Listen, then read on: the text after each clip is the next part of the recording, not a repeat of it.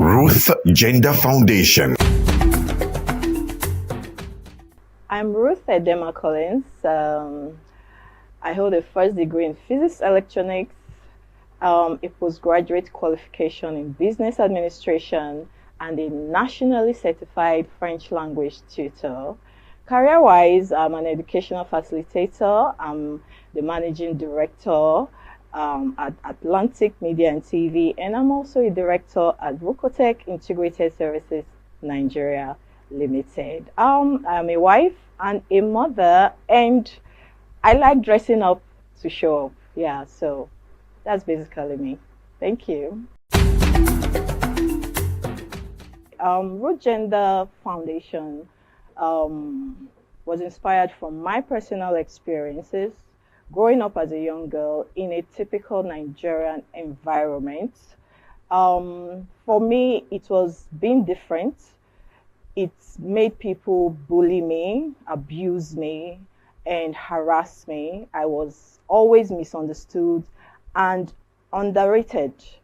Root Gender is a foundation that is dedicated to building confidence in the Nigerian girl child through educational and inspirational programs, like supporting programs that promote girl child education. We also organize physical exercises for our young girls for the overall well-being of their mental and physical states, and also for the acquisition of self-defense skills.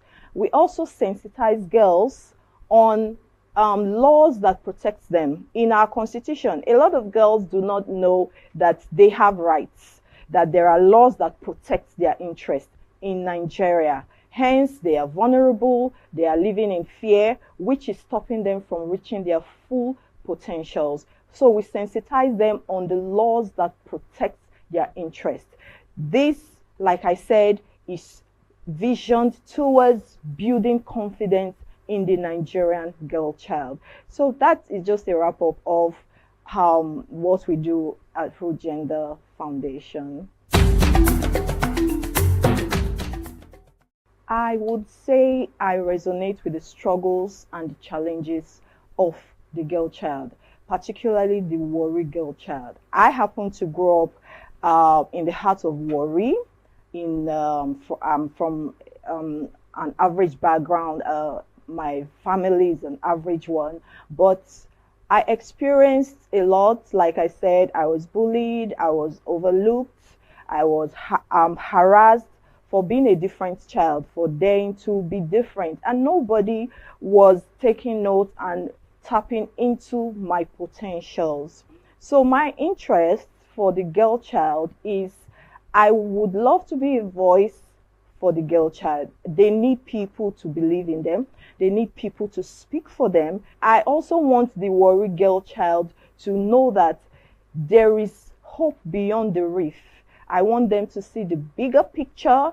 I want them to know that they can compete on global platforms. They can compete on international platforms, and they can do very well. We have the likes of Ada Gold, or Maumi, and the rest of them. They are all competing very well on international platforms, and I know that you too can do that, and I want you to know that is why we are here. Root Gender Foundation is here to make you understand that you can actually be what you want to be.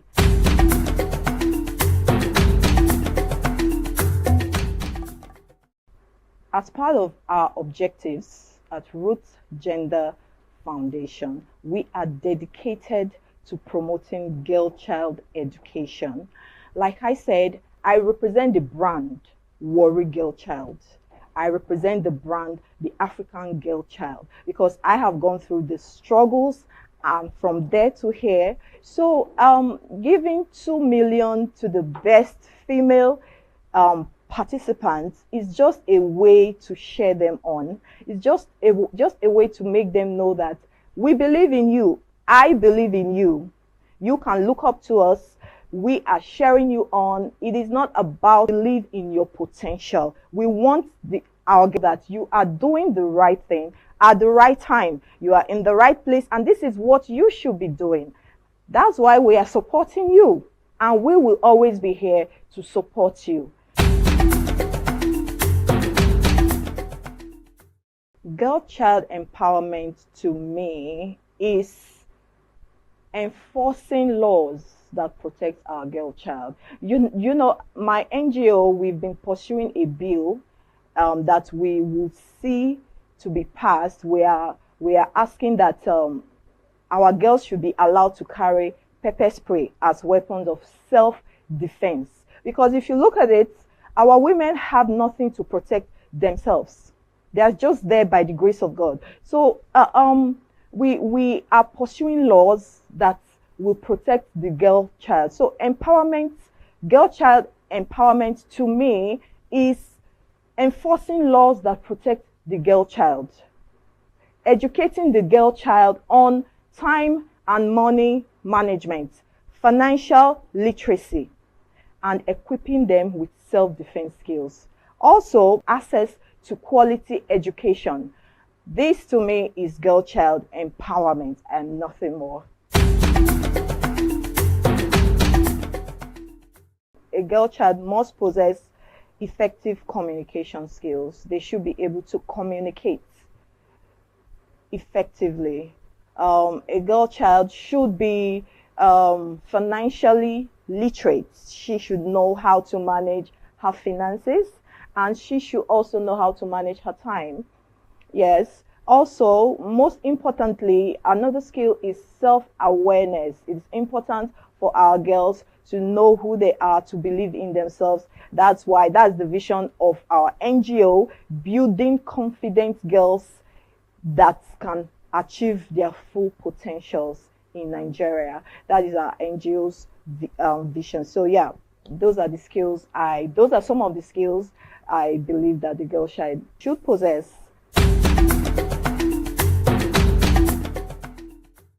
She needs role models.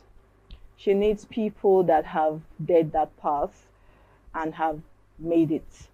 Our young girls need role models. That's why we have to do better. We have to do the work. We have to bridge the gap. We have to share them on like we are doing. You can achieve your dreams. First, you have to make education your best friend. Every effort you put into learning will always be there for you to never fail you. Boys will break your heart, people will break your heart, but every effort you put towards learning anything, everything will always come through for you. So for you to achieve your dreams, look towards the right people, look towards the right direction. There are people that have achieved in that route. I will encourage you to look up to them, learn from them. That is just the way to achieve your dreams. My message to the Warri child, like I said, I represent the brand Warri Girl Child. We are letting the world know that we are not vile, we are not roused, we are educated, we compete intellectually, we have good things ahead of us. We can do it on the global platform, we can do it on the national platform, and we are everything there is to be a woman. I would encourage you, Warri Girl Child, make education your best friend. Make education your best friend. Learn new things. Learn new languages. Okay? And the sky will be your starting point. We are always here to cheer you up. Don't forget that my name is Ruth Edema Collins from Root Gender Foundation, and from all of us wishing you the best, we say keep watching Atlantic TV. Ruth Gender Foundation.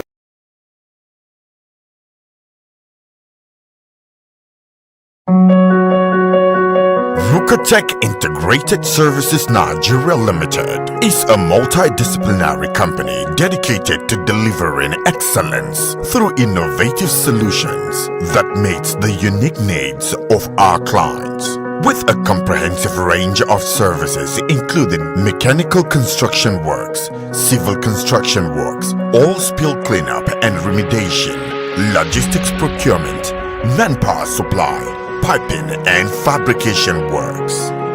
With a proven track record of successful projects, Rukotech Integrated Services Nigeria Limited is a trusted partner for cutting-edge solutions and engineering excellence. The Ogiame Atuwatse the third Inter-Collegiate quiz and debate competition. Ladies and gentlemen, welcome back to the ultimate showdown. This is the Ogiame Atuwatse the third Inter-Collegiate quiz and debate competition. Wow.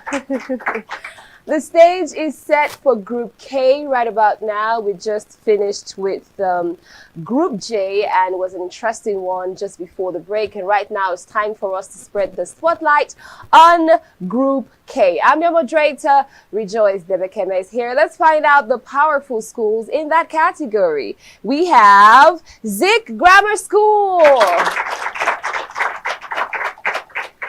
We also have Ogidigben Grammar School.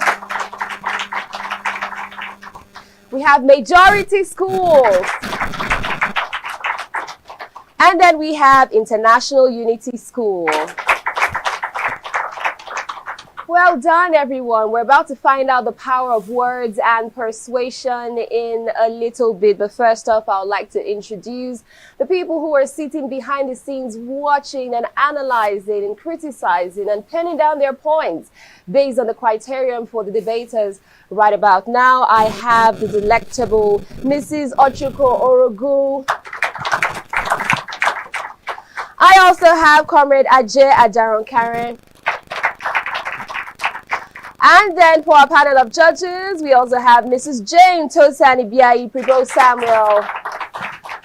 We're excited to have this esteemed and professional panel of judges. And right about now, they're going to let us know what some of the debate protocols and rules and guidelines are. Over to you, judges. You're all welcome. The debate rules. Use of mobile phones are highly prohibited. Cheating leads to immediate disqualification.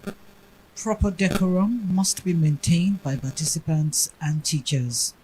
Specific debate topic and motions will only be sent a week before participants' session. Participants will be given 10 minutes to speak for their team, 7 minutes for lead speaker, and 3 minutes for supporting speaker. A countdown will begin 1 minute before the participant is notified to stop speaking. Exceeding of time limit by participants lead to deduction of marks. Judges are only expected to give their remark after each session alongside score points. Participants will be judged based on stage presence, confidence, accuracy, time management, neatness, intellectual ability, public speaking, and presentation skills. Audience are only permitted to chair after the presentation is concluded or indicated by the moderator. This is to ensure that participants are not distracted. The panel of judges include professionals. Their decisions are final and cannot be contested. All the best to all of you. Thank you. We just heard from the chairman for the panel of judges right about now. So the stage is set. I believe the contestants and debaters are ready. Are you ready? Are you ready? Wow. Okay, so let me find out. This is Group K category for you. Zik Grammar School. What does K represent? Knowledge. Let's celebrate that. And for Ogidigben Grammar School, K stands for King. Wow, who's gonna wear the crown? We're about to find out. We like the sound of that one. Remember that the 10 million naira grand prize is at stake, and we also have the 2 million naira up for grabs for the best female participant for the Ogiame Atuwatse the third Intercollegiate quiz and debate competition. Okay, now the floor is yours. Make it count. Let's welcome the lead speaker from Zik Grammar School. Good morning, moderator, honorable panel of judges, immaculate timekeeper, my intelligent co-debaters, distinguished ladies and gentlemen, and my powerful women. I am Tango Stephanie, a student from this secondary school, and I intend to validate the notion which says is formal education still the key to success in the 21st century. I will say a capital yes. Formal education has been the cornerstone of success for centuries. While some argue the fact that the 21st century has changed me, I firmly believe that formal education remains the key to success. Ladies and gentlemen, as we stand at the pinnacle of the 21st century, I firmly believe that formal education remains the key to unlocking success. Formal education is an education that is being schooled for and you attain degree, while informal education is synonymous to self-education. While informal education may have its benefits, it's just like building a skyscraper on quicksand, unstable and unreliable. Formal education provides a structured knowledge. It is a genesis that sets the stage for a lifelong learning. It is a spark that ignites the flame of curiosity, driving individuals to innovate, explore, and push boundaries. Ladies and gentlemen, do not underestimate the power of formal education. It is a launch pad for success, a catalyst for innovation, and the genesis for a brighter future. Do not sacrifice the proven benefits of formal education on the altar of informal education. Formal education is a secret ingredient that turns I think I can into I know I can. My opponent may say self-education is enough, but I firmly believe that it's just like saying you can learn how to watch YouTube tutorials. You can learn how to fly by just watching YouTube tutorials. Formal education provides knowledge, critical thinking abilities for you to succeed in your choosing career. Formal education is like a key and success is like the padlock. Without the key, you'll be stuck trying to break the padlock with a hammer, and that's hard work. Trust me, it's easier to just use the key. Now, let's talk about my very good friend and model, Elon Musk. Elon Musk's success is a direct result of his formal education. Elon Musk's success proves that even the most brilliant minds still need formal education. Even the most brilliant minds can still benefit from formal education. Elon Musk's achievements are numerous. He helped found SpaceX, made solar energies more available, founded a company called Zip2, etc. Now let me drive a point here. What is Zip2? Zip2 is an online content publishing software company co-founded by Elon Musk in 1995. If Elon Musk has not furthered his education, if Elon Musk has not pursued his education, it would have just been some boy rather than being the founder of the company. Without education, you're just a smartphone without Wi-Fi. Furthermore, wealth is useless without education. Wealth is useless without education. It's just like a car without a driver. It is completely useless. Without education, you're just like a money bag with no brains. Money can't buy your brains, but formal education can. Formal education, furthermore,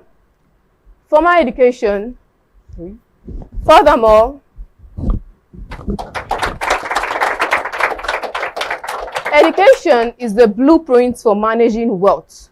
Without formal education, you lack financial literacy. Let's talk about the Yahoo boys, for instance. They may have the informal education on how to make quick money, but they lack the formal education or lack financial literacy. You see them buying cars, buying JLKs, buying houses, but at the end of the day, you see them selling it. Why? Because they lack the financial literacy to manage their wealth sustainably.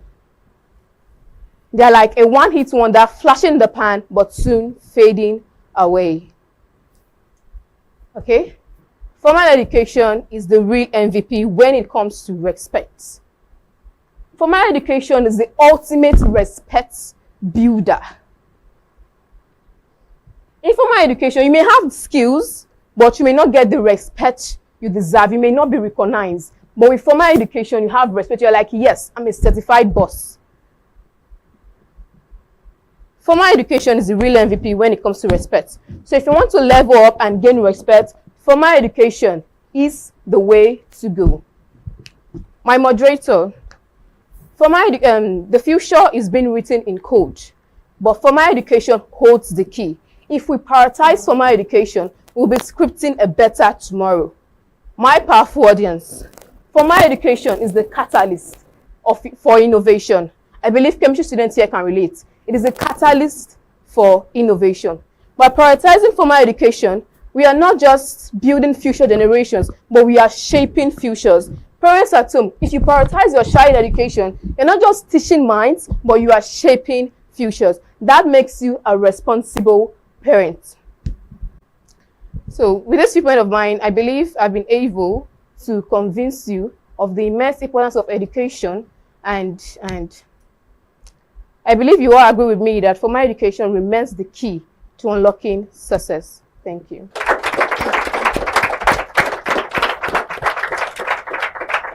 Well, we've just heard from the friend of Elon Musk and the lead speaker for Zik Grammar School. Now it's time for us to make welcome the lead speaker from Ogidigbe Grammar School.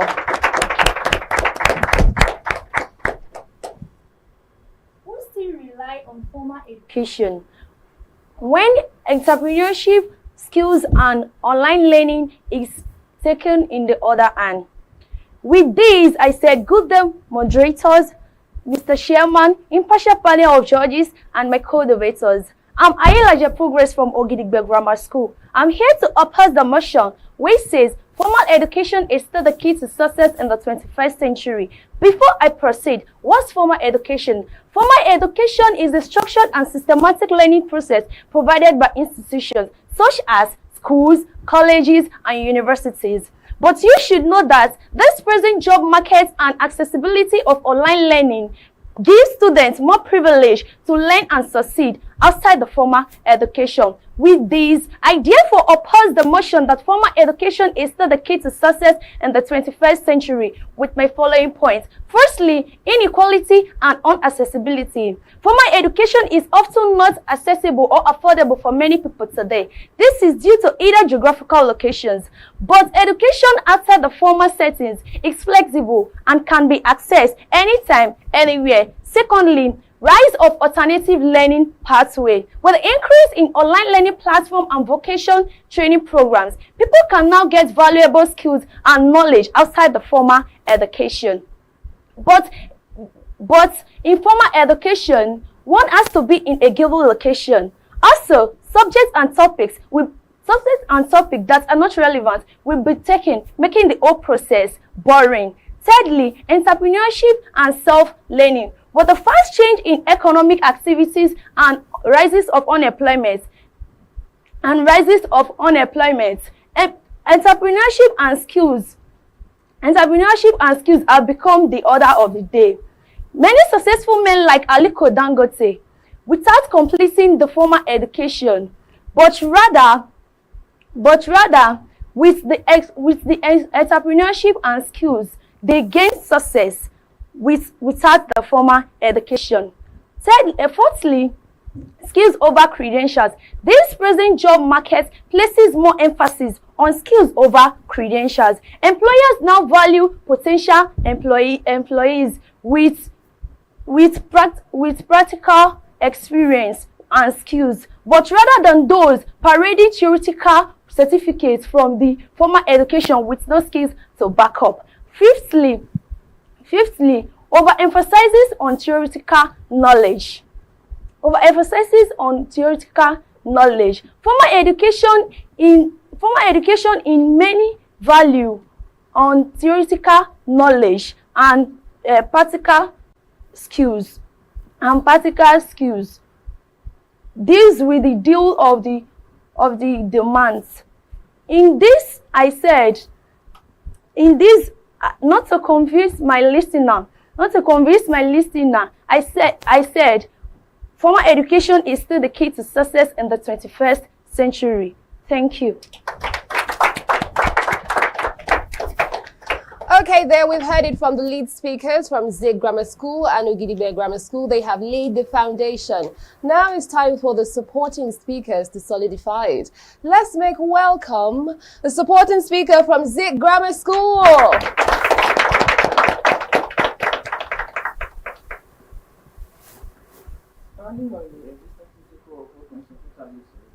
Nowadays, it is easily assumed that formal education is no longer relevant. But I stand firmly that formal education is still the key to success in the 21st century. First and foremost, formal education provides a solid foundation for critical thinking, problem solving, and communication skills. These skills are essential for success in any field, and formal education is the best way to develop them. Through a structured curriculum, students learn to analyze information, evaluate evidence, and express themselves effectively in skills that are invaluable in the 21st century. Moreover, formal education opens doors to career opportunities which are inaccessible. Many professions require specialized knowledge and training which can only be obtained by formal education. Examples fields like engineer, law, and medicine. These are careers that require extensive knowledge that can be provided by formal education. Also, formal education provides a personal growth and development through interaction with peers and mentors. Students develop important life skills like teamwork, leadership, and time management through formal education.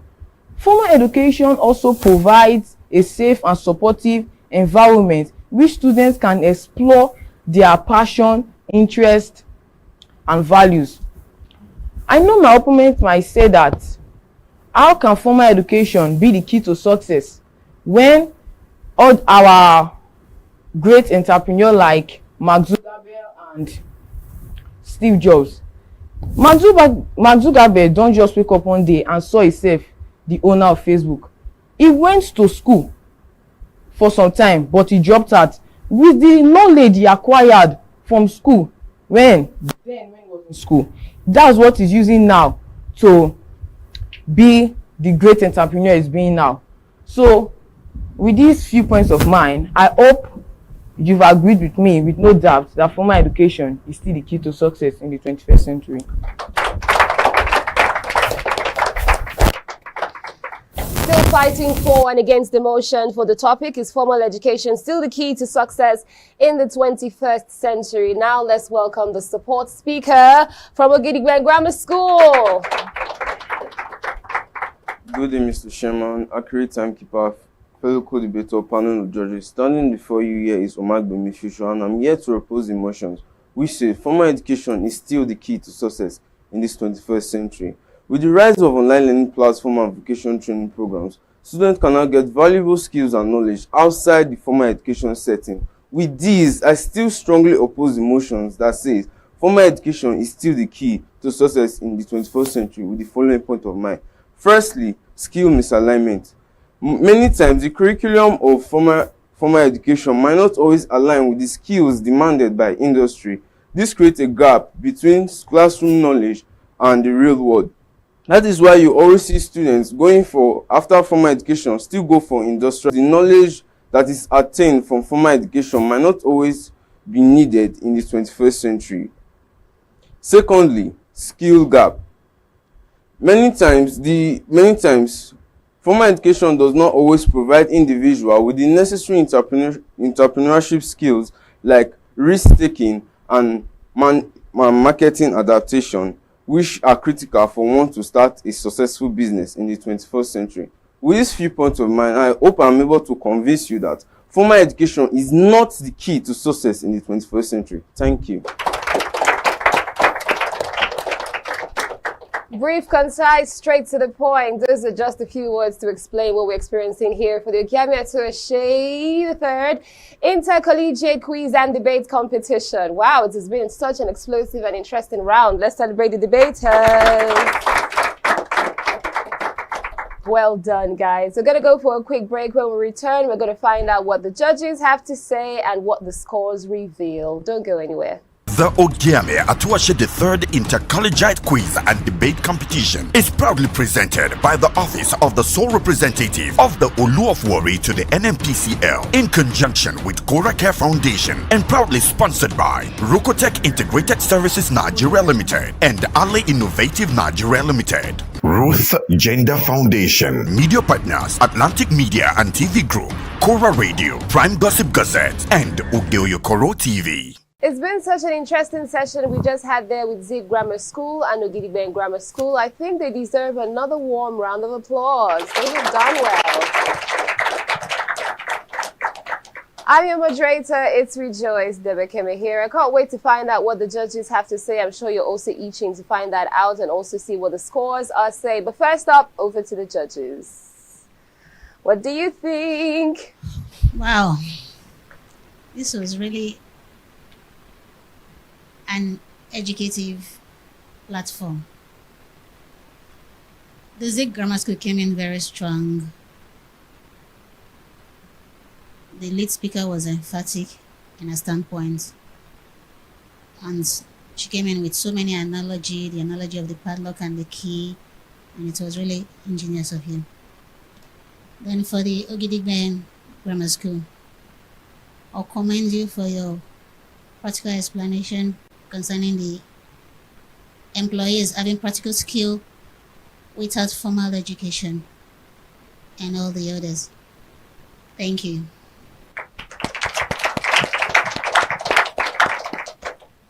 Well. Both schools have tried. After all, it's a competition, and there's something at stake. 10 million naira. I wish the 10 million was going for, our amiable moderator and I. Can see the excitement. Anyhow, you've done well, and like my colleague rightly said, marshal your points, and one or two flaws here and there, and it's like I overheard somebody say, if Ellie Marx has furthered his education, you are now putting his sentence in past perspective. So it should be, if Ellie Marx had furthered his education. So please take note, teachers, please take note. And lastly, somebody said, feed like engineer. It's feed like engineering. Please take note, teachers. Thank you, but you need to do more. Let me hand over to my senior colleague. Thank you. Anxiety has a lot to do with people when they're on stage. Not easy to stand and talk with a microphone, but I was able to get some nice lessons from these young students. Smartphone without a Wi-Fi can be very useless. That's why formal education is very important. And then the Yahoo Boy example. Everybody wants to be a Yahoo Boy now, but not too deep in their knowledge, and that's why they overuse whatever they have. Anyway, we're learning every day, and I think I was happy getting what you people said today.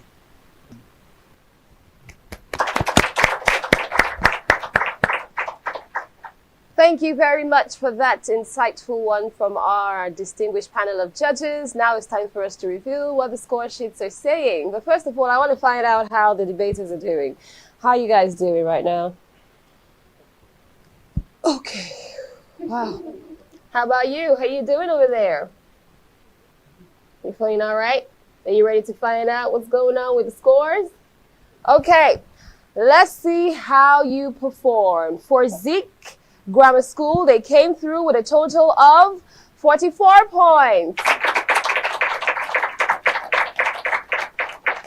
And for Ogidigben Grammar School, they totaled 40 points. Well done, guys. You have done very well. We're super proud of you. We're still rooting for you. This is stage 3 of the Ogiame Atuwatse 3rd Inter-Collegiate Quiz and Debate Competition. This is still the category 4K. We're now done with Zig Grammar School and Ogidigben Grammar School. We're going to find out what majority schools and International Unity School have to offer right after this.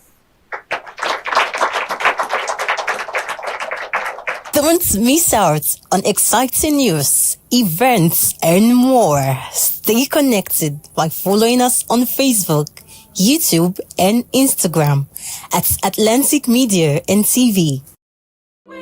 Ọba Ọlájà Ìwẹ̀rẹ̀, Ọba tó wá ṣe dìtẹ̀, Ọba Olùtìwárí, Ọba Ìwẹ̀rẹ̀, Ọba Ọlájà Ìwẹ̀rẹ̀, Ọba tó wá ṣe dìtẹ̀, Ọba Olùtìwárí, Ọba Ìwẹ̀rẹ̀, Ọba Ìwẹ̀rẹ̀, Ọba tó wá ṣe dìtẹ̀, Ọba Olùtìwárí, Ọba Ìwẹ̀rẹ̀, Ọba Ìwẹ̀rẹ̀, Ọba tó wá ṣe dìtẹ̀, Ọba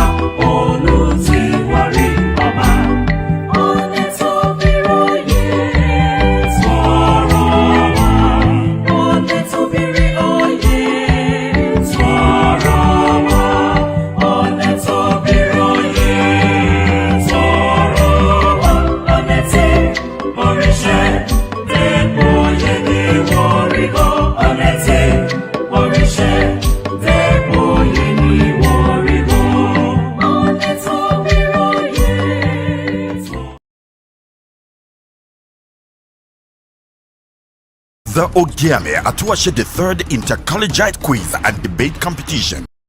Ladies and gentlemen, boys and girls, welcome to the ultimate test of eloquence. It's the Ogiame Atuwatse III Inter-Collegiate Quiz and Debate Competition. This is stage 3 indeed, and it has been a roller coaster ride, thought-provoking here and there, heartbreaking moments also, but all round interesting on this particular competition. I'm your moderator. My name is Rejoice Debekeme. Welcome to it. It's so good to have you on board again. At Atlantic Media and TV is where you're locked into. It'd be nice for you to like and to follow and to share, and also comment your thoughts and your opinions on what you think about the competition, who you're rooting for, who you think is going to wear the intellectual crown and win the 10 million naira grand prize at the end of the day. May I quickly inform or remind you that this competition is powered by the Office of Worry and Liaison to NNPCL. Now let's get right to it. Wow, interesting. For today, we have 3 groups as usual. We have Group J, we have Group K, and Group L. Let's find out the schools in the J category. We have Iwere College. We also have Brightfield International School. We have Ginawa Grammar School. And we have Beach School Cocoa. All right, but of course, you know we cannot proceed without first reaching out to the individuals who would make sure that the judgments are fair, collating the results, analyzing presentation skills, content delivery, and everything else in between. I would like to quickly introduce our esteemed panel of judges. We have a seasoned veteran broadcaster and media personality, retired but not tired, Mrs. Oyo-Ekòró. Yay! We're super excited to have her on board. We also have a fantastic, amazing seasoned administrator in the person of Comrade Ajay Adaronkare. We have an administrator, business mogul extraordinaire. She is Mrs. Jane Tosani Biayi Pribo Samuel. We love and appreciate them. We're honored to have them on board. They are professionals indeed. Now it's time for the competition to begin proper. Who do we have taking the stage first off? We have Iwere College versus Brightfield International School. Now let's make a rousing applause for the lead speaker from Iwere College.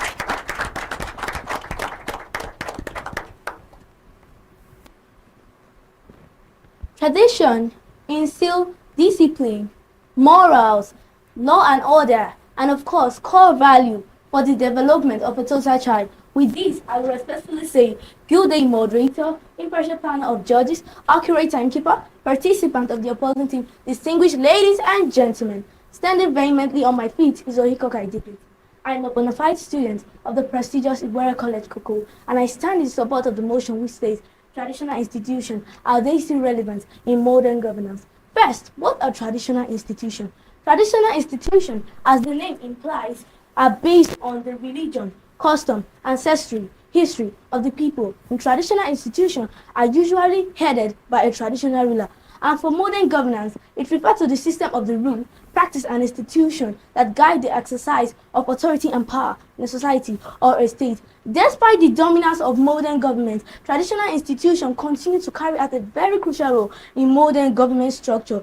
I will be presenting some real-life examples to enlighten their continued relevance in modern government. 1. Alternative dispute resolution. Traditional institutions provide cheaper, faster, and often more acceptable means of resolving disputes than the former judicial system. For example, the Sultan of Sokoto and emirs in northern Nigeria regularly settle disputes among their people with the use of Sharia and customary law, reducing court congestion. 2. Land and chieftaincy matters. Traditional rulers are custodians of land in many Nigerian communities. They help to resolve land disputes which are common in Nigeria. For example, in Lagos State, many land disputes are referred to obas and chiefs before going to court. 3. Community mobilization for development projects. Traditional rulers mobilize their people for government initiatives, including vaccination, census, exercise, public health campaign.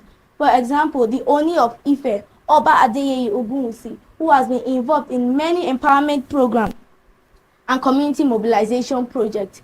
4. Crisis management and peacekeeping. Traditional rulers continue to play a key role in resolving and preventing communal clash. For example, the Oba of Benin, who had played a major role in maintaining peace between the Edo communities and other neighboring states.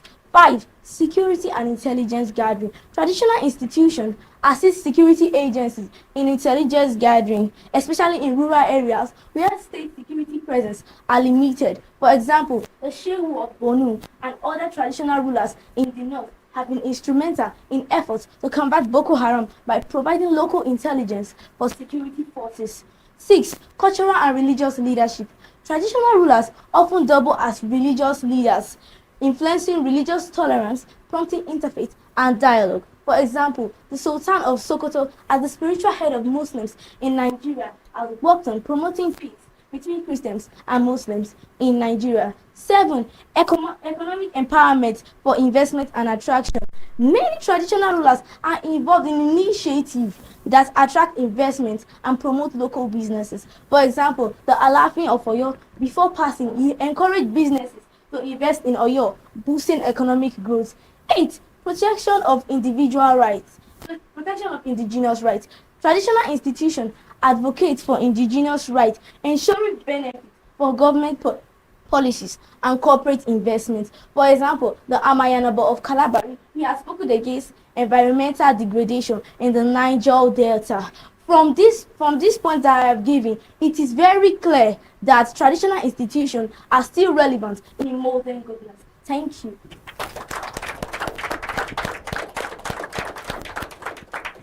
Speaking on the topic there, we have Oyo-Ekoro traditional institutions. Are they still relevant in modern governance? So we've had a good start with the lead speaker going on there with a lot of gesticulations to buttress her point. Now it's time for us to have the lead speaker from Brightfield International School. Good morning. My moderator, accurate timekeeper, panel of judges, my co-debater. My name is Oyo-Ekoro Angel, a student of Brightfield International Group of Schools, ECPA. We are gathered here today to discuss a very crucial topic, the relevance of traditional institutes in modern-day governance.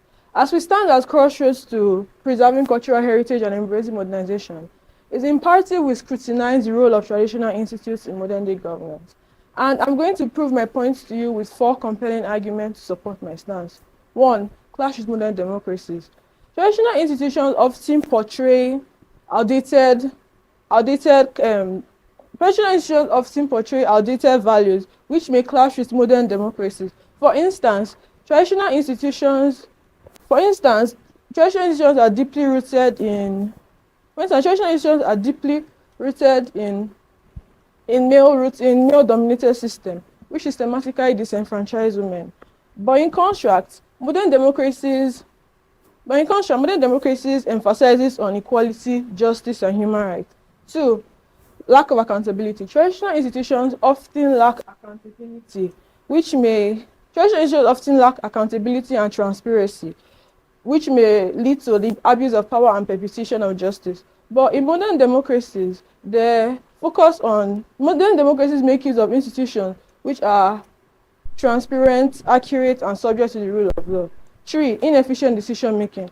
Traditional institutions often lead to inefficient decision-making processes. In today's fast-paced, rapidly changing world, governments must be agile and responsive to the needs of citizens. 4. Customary law. Traditional institutions make use of customary law, which may contradict modern democracies. For instance, forced marriage. Forced marriage, which takes place in Niger State, may contradict the national constitution and international human rights standards. Some critics may argue that traditional institutions are relevant for preserving cultural heritage, but I counter that traditional institutions are no longer relevant for preserving cultural heritage, as modern democracies can preserve cultural heritage, thereby promoting inclusivity and a sense of belonging, thereby rendering traditional institutions relevant no more. Thank you. Thank you as well. We've heard from the lead speakers from Oyo-Ekoro College and Brightfield International School. Now it's time for us to see what the supporting speakers have to say. Let's make welcome the support speaker for Oyo-Ekoro College.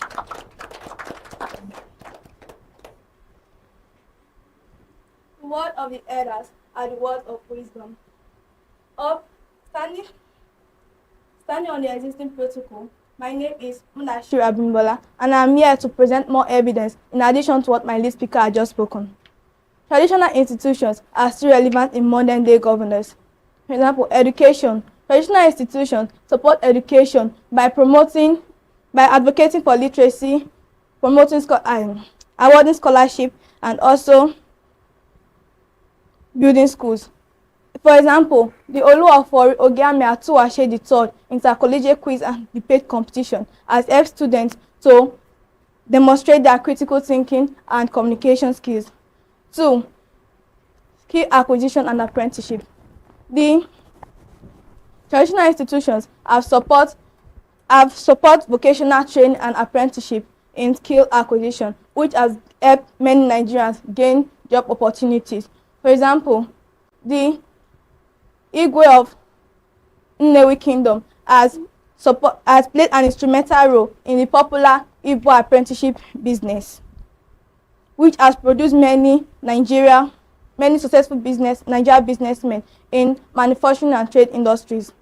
My opponents here may argue with me that modernization has reduced the influence of traditional institutions, but however, that is just a misconception. Traditional institutions do not work in isolation, but rather they collaborate with modern organizations, like they collaborate with international organizations, NGOs, and government agencies.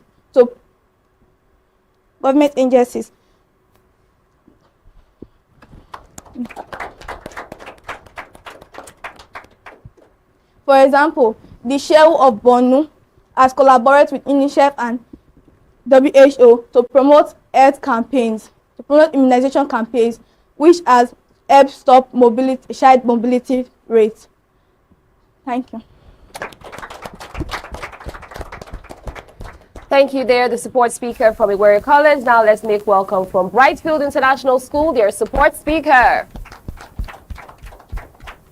Good day, everyone. Moderator of panel journey. As my opponent, as my chief speaker has said, I am here to oppose the motion about what she just said. And I'm going to give you some strong proof that traditional institutions are not relevant in today's generation. Like, number one, traditional institutions are often conservative. That is, they resist progressive changes like gender equality, education. Like my opponent here just said, traditional institutions give education and literacy. Yes, she is right, but modern day government also do that. There are private schools and there are government schools, and private schools are meant for everybody, including those who don't have the money to pay. They can go on scholarship. Now, it's not only traditional institutions that does that. Traditional institutions are so self-absorbed with power.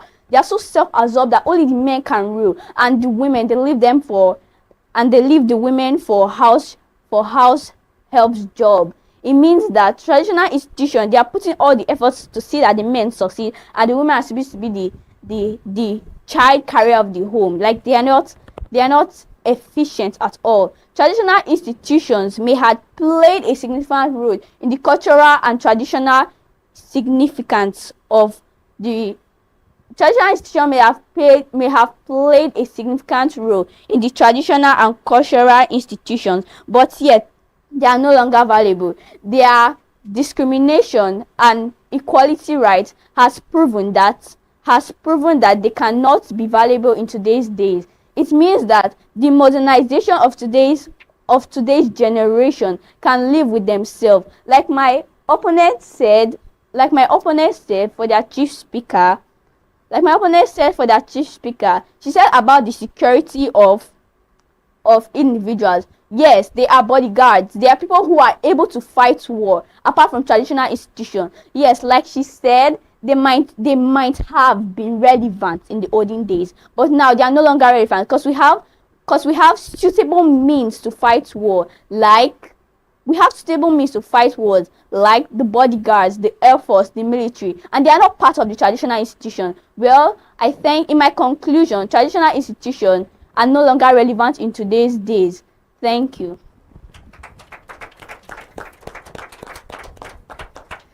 Yes, we have it there from Iwere College and Brightfield International School. Traditional institutions, are they still relevant in modern governance, fighting for and against the motion? How about we go for a quick break? When we return back, we're going to visit the table of our judges. Don't miss out on exciting news, events, and more. Stay connected by following us on Facebook, YouTube, and Instagram at Atlantic Media and TV. This is Inter-Collegiate quiz and debate competition, and indeed, in the famous words of our president, we're hitting the ground running. We have kicked off already with the J category, and the schools on there, we had Iwere College and Brightfield International School. Let's celebrate them one more time. They have done well. It's time for us to hear from our judges. What do you have to say? Where do we have improvements? What's going on with this first round of presentations? Let's hear. It's like the weekend was kind of long for a lot of us, so our brain went so relaxed. But apart from that, stage fright, I wonder why. Let me give you points. I got a lot of points, especially with the traditional institution. Well, said, but delivery was a little bit scary. I don't know why. But anyway, it's a learning process, and I think they will get better as they progress.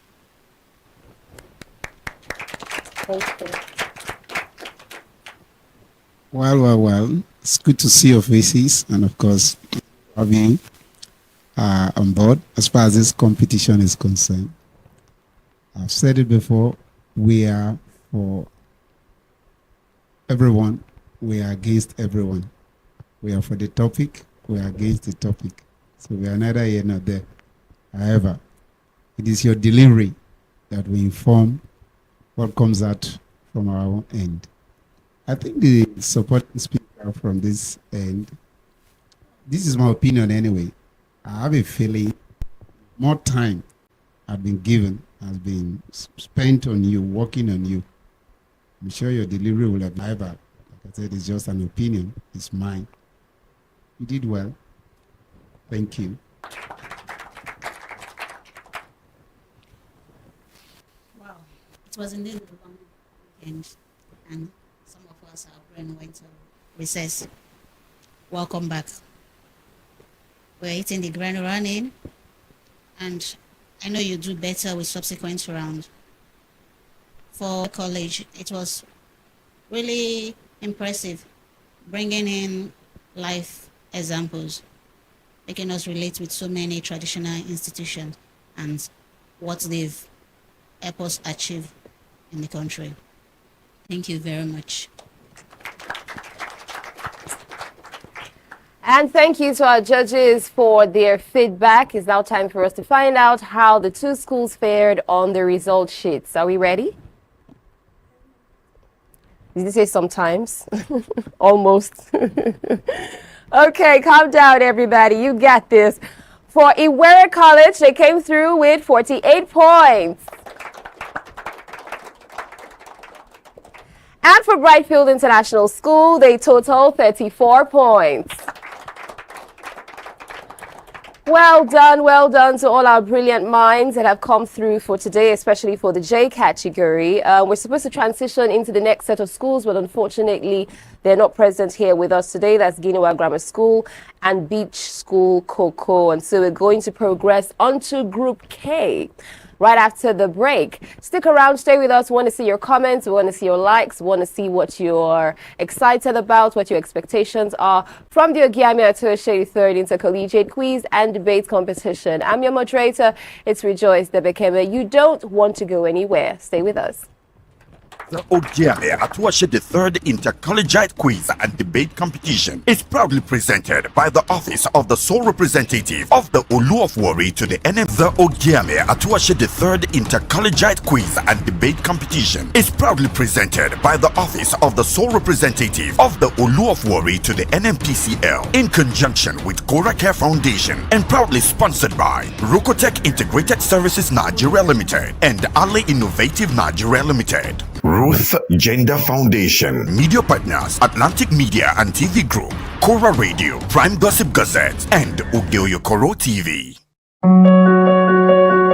Rukotech Integrated Services Nigeria Limited is a multidisciplinary company dedicated to delivering excellence through innovative solutions that meets the unique needs of our clients. With a comprehensive range of services including mechanical construction works, civil construction works, oil spill cleanup and remediation, logistics procurement, manpower supply, piping and fabrication works. With a proven track record of successful projects, Rukotech Integrated Services Nigeria Limited is a trusted partner for cutting-edge solutions and engineering excellence. The Ogiame Atuwatse III Inter-Collegiate Quiz and Debate Competition.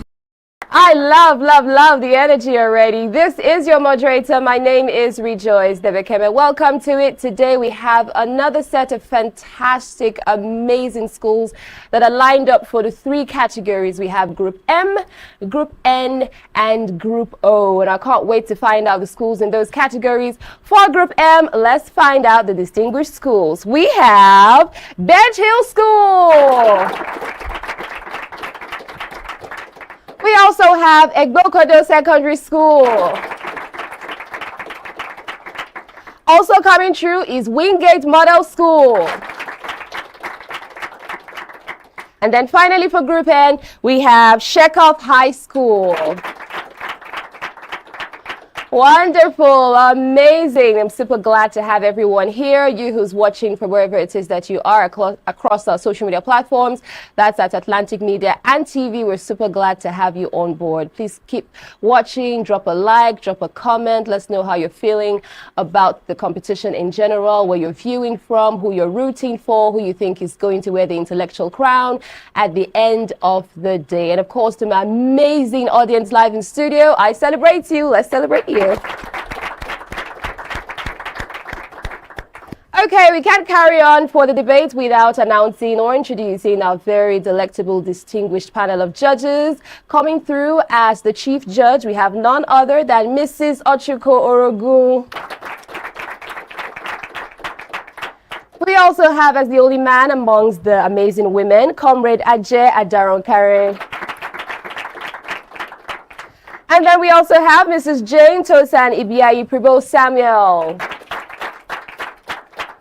Wonderful. We're about to hit the stage and, of course, drop it like it's hot right about now. But first up, first things first, we have to listen to the guidelines and, of course, the rules of engagement from our judges. Cheating leads to immediate disqualification. Proper decorum and teachers. Specific debate topics and motions will only be sent a week before participants' session. Participants will be given 10 minutes to speak for their team, 7 minutes for lead speaker, and 3 minutes for supporting speaker. A countdown will begin 1 minute before the participant is notified to stop speaking. Exceeding of time limit by participants lead to deduction of marks. Judges are only expected to give their remark after each session alongside score points. Participants must be judged based on stage presence, confidence, accuracy, time management, neatness, intellectual ability, public speaking, and presentation skills. Audience are only permitted to chair after the presentation is concluded or indicated by the moderator. This is to ensure that participants are not distracted. The panel of judges, include professionals. Their decisions are final and cannot be contested. All the best to all of you. Thank you so much to our amazing judge going on there. That is the Chief Judge, Mrs. Oyo-Ekòró, giving us the guidelines. I believe that we're ready and we're set. We're ready for you as well. The stage is set. Ladies and gentlemen, boys and girls, get ready for some intellectual showdown right about now, but a little icebreaker. How are you guys feeling? Oh my, they smile. Silence. Very loud. Okay, now you're in Group M. What does M signify or mean for you? Modesty. I like the sound of that one. Okay. Miracle. Miracle. No, they tired jeans. Okay, alrighty then. I like that as well. How about you? Marvelous. Marvelous. Okay. Majestic. Majestic. Oh, come on now. Let's bring it in. M means wonderful things. We're rooting for you. We're proud of you. And we can't wait to find out how you're going to deliver on your presentations. All right, everyone. Let's do this. Are you ready? Yes, are you ready? Yes, let's make a warm welcome for the lead speaker for Bench Hill School. Today, we gather to discuss a crucial topic. Do traditional institutions still have a place in modern governance? As the great philosopher Julius Nyerere once said, a nation's culture resides in the hearts and souls of its people. I firmly believe that traditional institutions such as the Warri Kingdom, headed by His Royal Majesty Ogiame Atuwatse III, the Olu of Warri, embody this cultural heritage and plays a vital role in modern governance. With this I say, good day the moderator, panel of judges, accurate timekeeper, my co-debaters, audience, and of course, viewers at home. My name is Oyo-Ekòró, a student of Bench Hill School, and I'm here to proudly and strongly support the motion which states, traditional institutions, are they still relevant in modern governance? Traditional institutions are systems of governance, social organizations, and cultural practices that are rooted in the customs, traditions, and history of a particular community or society. These institutions, which are passed down from generation to generation, play a significant role in shaping the identity, values, and norms of a community.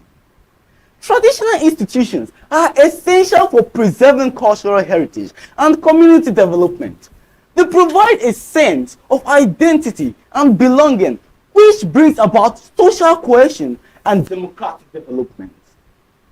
One of the key reasons why traditional institutions remain relevant is their ability to provide cultural identity and flexibility. The Olu of Warri, for instance, has demonstrated its ability to work with modern institutions such as the Nigerian government to provide for developmental changes. A good example is the ongoing Ogiame Atuwatse Inter-Collegiate quiz and debate competition, where the Olu has taken the initiative to contribute its own quota to educational advancement and the building of new stars, both for the nation and the world at large. How then can we play down the relevance of traditional institutions, knowing that we are doing so in a competition being organized by a traditional ruler? Moreover, traditional institutions also bring about development and social order in the grassroots level. Traditional institutions have shown their relevance in social order, conflict resolution, and peace building. In the year 2018, the Olu of Warri intervened in a long-standing dispute between the Ijaw community and the Shekiri community. The Olu of Warri helped to set a peace agreement between these two communities, and this illustrates the Olu's ability to leverage its traditional authority to address modern societal challenges. But I ask you, my dear opponents, can we truly afford to dismiss the wisdom and experience of our traditional institutions? As the Nigerian proverb says, when an old man dies, a library burns to the ground. By embracing traditional institutions, we can tap into this wealth of knowledge and experience, ensuring that our modern institutions are informed by the rich cultural heritage of our community. Let us not be put in a condition where we must have to choose between our cultural heritage and modern development. Traditional institutions have been the backbone of our society for centuries, providing a framework of cultural, social, and economic organization. These institutions, which include customs, traditions, and practices passed down from generation to generation, play a vital role and significant role in shaping the identity and values of our community. Despite the rapid modernization and globalization of the world, traditional institutions continue to hold great significance and importance to many communities. A good example is how the Oyo-Ekòró has helped to preserve the cultural heritage of its people, education and healthcare, and infrastructural development. The Oyo-Ekòró has shown its relevance and dedication to the welfare and development of its people through this initiative and many others. After all, the Oyo-Ekòró once said that peace is not just the absence of war, but the presence of justice, equity, and harmony among our people. In addition to that, Oba Otudeko, the renowned Oba of Ibara land, once said that traditional institutions are not mere relics of the past, but living dynamic forces which can be used to shape our present and future. The role of traditional institutions is not to resist change, but to ensure that change is deeply rooted in the values and customs of our community. Traditional institutions are the guidance of our cultural heritage. We must learn to strengthen them and not weaken them. They are the sources of wisdom, sources of experience, sources of knowledge. We must listen to them. We must learn from them. The role of traditional institutions help to preserve and promote peace, justice, and human rights, whereas the government aren't really concerned about the people. And that is the more reason why we need our traditional institutions. Queen Elizabeth II once said, traditional institutions are a vital part of our shared heritage, providing a sense of identity and stability in a rapidly changing world. I know my opponents will argue that traditional institutions are incompatible with modern human rights, obstacles to progress, and most of all irrelevant. I will counter that traditional institutions highlight the importance of cultural heritage, connects traditional institutions to broader developmental goals and challenges, and emphasizes the need for modernization. Governments comes and go, but traditions stay from generations to generations. Nigeria have moved from military system to democratic system, and from the PDP to APC-led government. This shows a change of governmental ideas. So I ask again, why talk down of stability over a system that can change? Thank you. Opening up the floor for us, we've had the lead speaker from Bench Hill Schools right now. Let's make welcome the lead speaker from Egbokodo Secondary School. Good day, Honorable Chairman, panel judges, accurate timekeepers, medical debaters, the audience. My name is Edewo Shawaramiye, and I'm here to object the topic which says the traditional institutions are still relevant to modern government. Firstly, traditional institutions are institutions which have been rooted in history and culture of the people. These institutions have been often leadership to the people, but yet they still lack a clearly defined role in the modern government. The 1999 Constitution of Nigeria does not grant traditional leaders formal political power and makes them merely ceremonial. This 1999 Constitution is the most important document in Nigeria, and it does not include traditional institutions in its affairs. In modern times, traditional institutions have become mere glorified authority without proper responsibility in the development of their domain. Moreover, traditional institutions, with their lack of proper responsibility, are more of a liability than an asset to the modern government. Secondly, the modern-day system of government is popularly represented by democracy. In democracy, the people choose the leaders and power is vested on elected representatives, thereby reducing the power and authority of traditional institutions. Even some of these traditional leaders go out to vote for political leaders. Traditional institutions pose the leadership of the people, depriving the people of the power of democracy. There are always unequal power dynamics in traditional institutions. These traditional institutions often marginalize minority groups like women and youth. The rule of law states that everyone is equal and no one is above the law. But in traditional institutions, they have a class system and most of them practice nepotism. Traditional institutions are clearly breeding the users in our society, often thinking higher of themselves and oppressing the people in their domain. Traditional institutions are purely useless to our modern government. Thirdly, globalization and modernization of many traditional practices. Modernization have led to many diverse multi-ethnic communities where traditional institutions have little authority over non-indigenous residents. Traditional institutions often impose elements of pagan and superstitious practices that go against other people's religion. The Nigerian National Unity Project promotes a sense of collective identity beyond ethnic and traditional affiliations. Federal and national policies always emphasizes on equal citizenship, which reduces the rate of ethnic-based government. Fourthly, the presence of federal, state, and local governments have reduced the cultural significance of traditional institutions.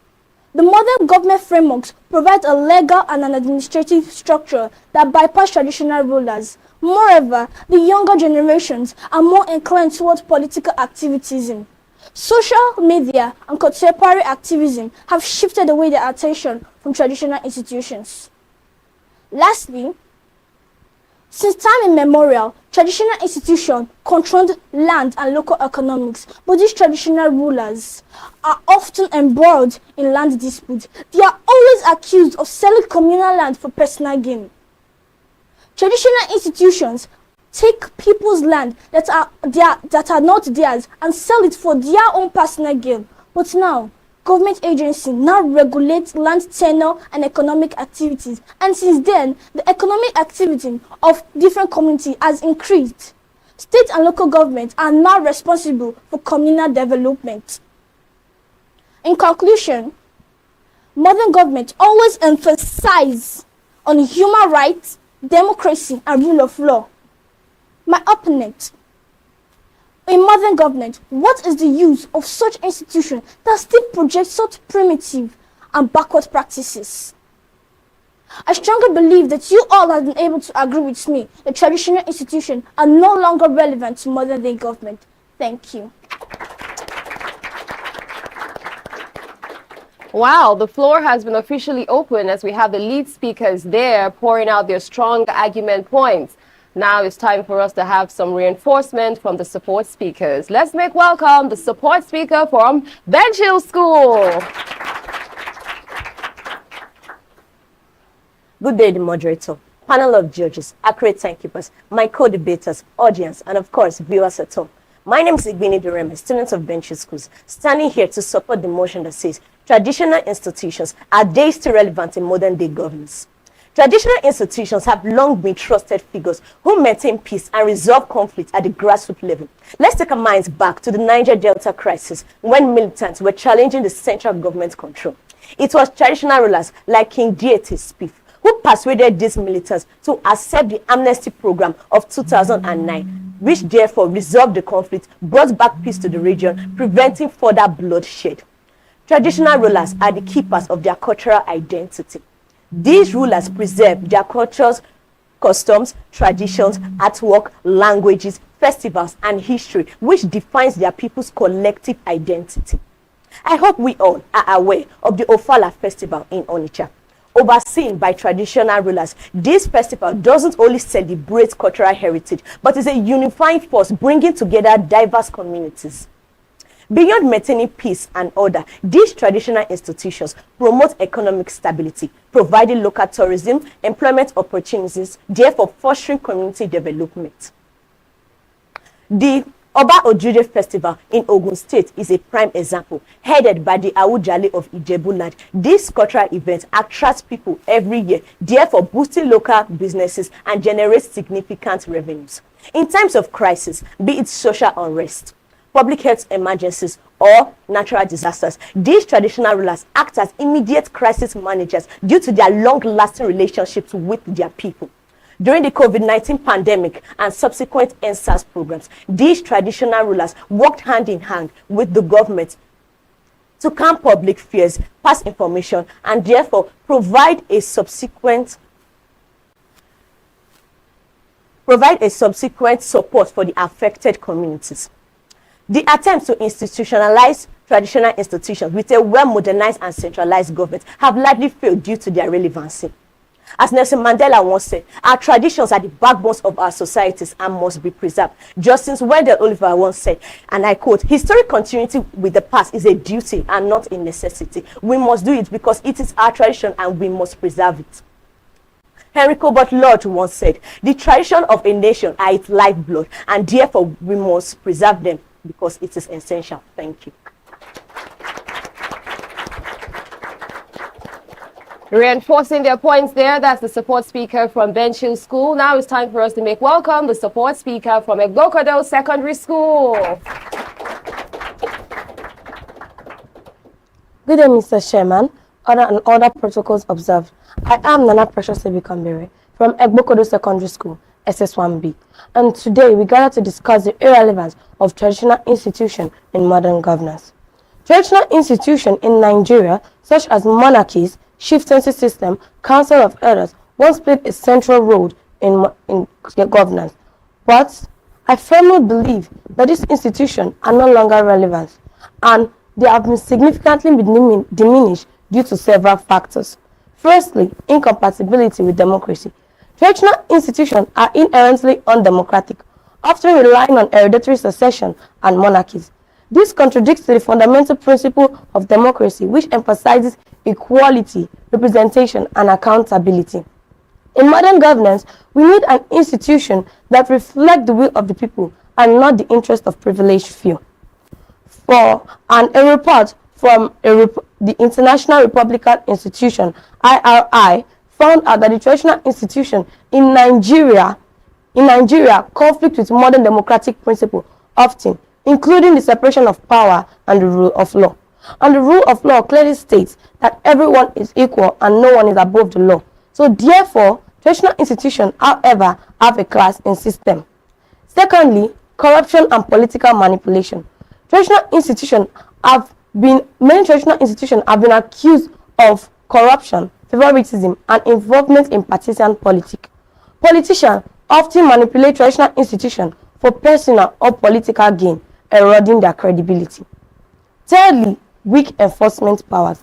Traditional institutions lack the authority to enforce law, as the law enforcement is under the jurisdiction of the Nigerian police and judiciary.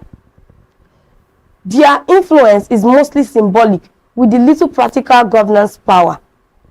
Lastly, as education and exposure. Many Nigerians educated citizens they find themselves more comfortable with constitutional institution than hereditary rule. I know my opponents may say that traditional institutions hold cultural significance and historical value. However, there are museums, archives, and cultural events which can be remembered of them rather than keeping all these outdated institutions. With these few points of mine, I hope I'm able to convince you that traditional institutions are no longer relevant in modern governance. Thank you. A beautiful presentation going on there from the lead speakers and, of course, the support speakers from Bench Hill School and Oyo-Ekòró Secondary School. These debaters, they're leaving no stones unturned. They're going at it back to back. It's the Ogiame Atuwatse, the third Inter-Collegiate quiz and debate competition. Before we hear from our judges, we're going to go for a quick break. Don't go anywhere. Don't miss out on exciting news, events, and more. Stay connected by following us on Facebook, YouTube, and Instagram at Atlantic Media and TV. On here for the Ogiame Atuwatse third Inter-Collegiate quiz and debate competition, it's really a battle of minds, right? About the debate stage, and of course, all teams are coming through, bringing their A game. It's now time for us to hear from our esteemed judges on how Bench Hill School performed, and of course, Oyo-Ekòró Secondary School, how they fared for their presentations. Over to you, judges. Okay. When Bench Hill school, the lead speaker came up very strong. And if the Oyo-Ekòró lady was a lily livered person, she would have shrunk. But she came in slow, steady, and she still delivered her points very well. I commend you guys. You did a good job.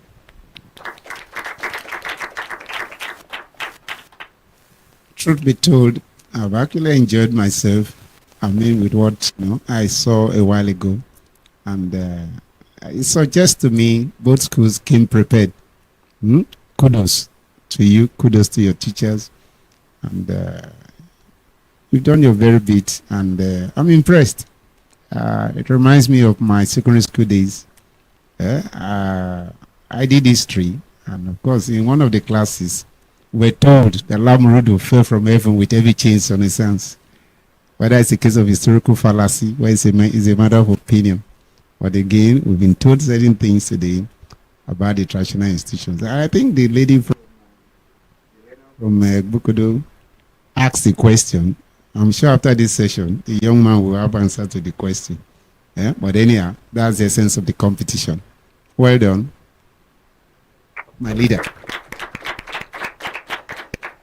Well, a good start off with the debates this morning, in a different style. But my tradition was being trampled upon, which is actually a debate anyway. But they say we shouldn't be misinformed. You know what I'm talking about. Yes, trying to score points, but we need to be close to the truth. Apart from that, I would like you guys to always know how to say your names. I didn't hear anybody's name when you introduced yourself. Either you were too fast or you were mumbling it. The most important thing is your name. And renowned. I think it came from you. Yes. Anyway, good debate. Well done.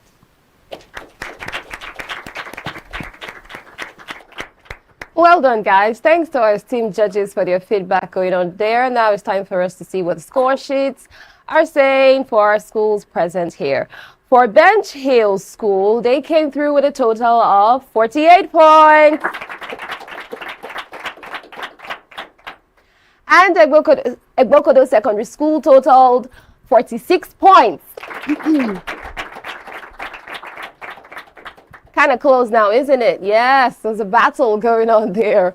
But of course, one school has some bragging rights right about now as they're leaving. But trust me, each and every one of the participants and the debaters, they held their own. And of course, they showed forth brilliantly. Let's celebrate them one more time.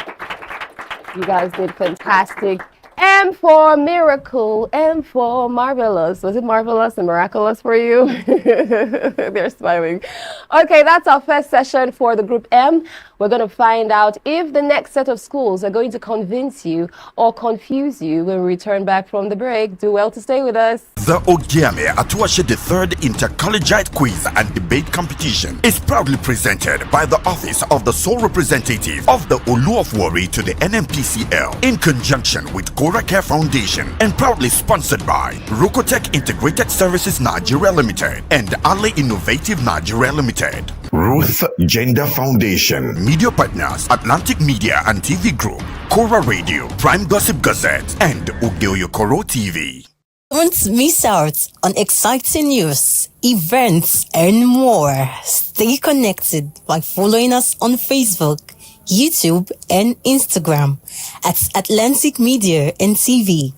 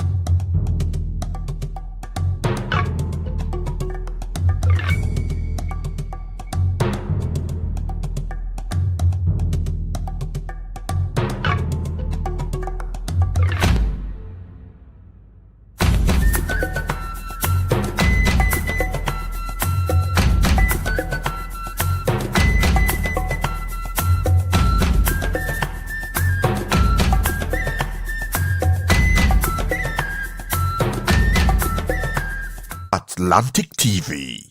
Culturally inclined, uniquely different.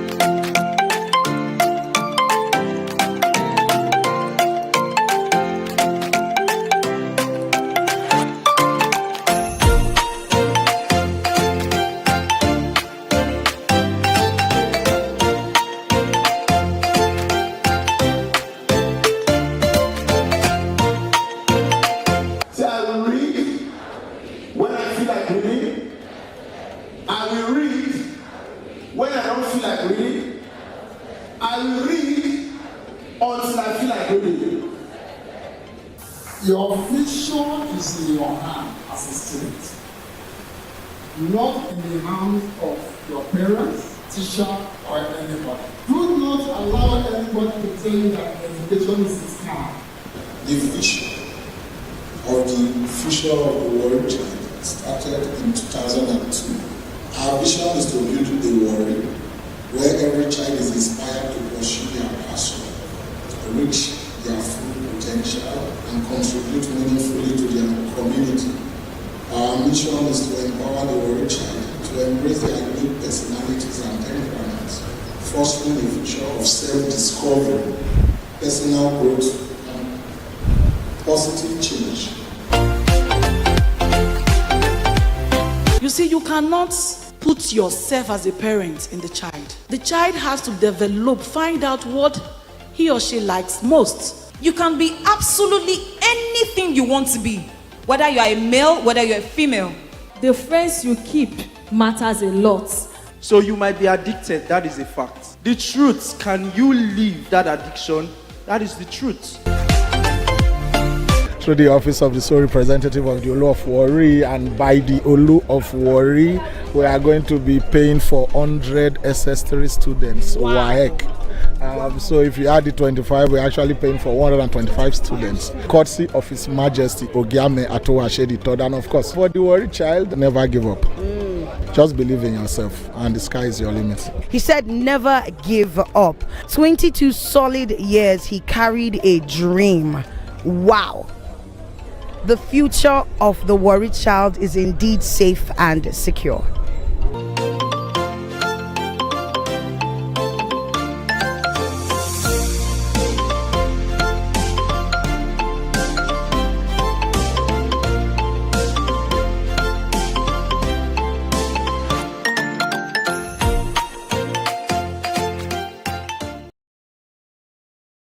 The Ogiame Atuwatse III Inter-Collegiate Quiz and Debate Competition.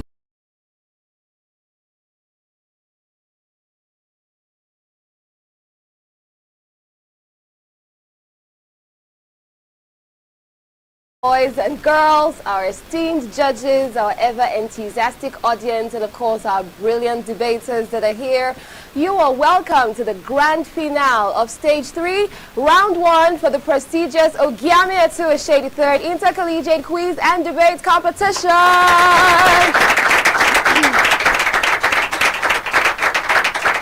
Wow, it's been such an interesting ride and experience on here. Right about now, I'm your moderator. My name is Rejoice Debekeme. We have 4 more schools to go. We've had 64 schools in this competition from Stage 1, Stage 2, now it's Stage 3. We have 4 more schools to go in the final category, which is the category for P. Let's find out the formidable schools in this category. We have, in no particular order, Best Group of Schools.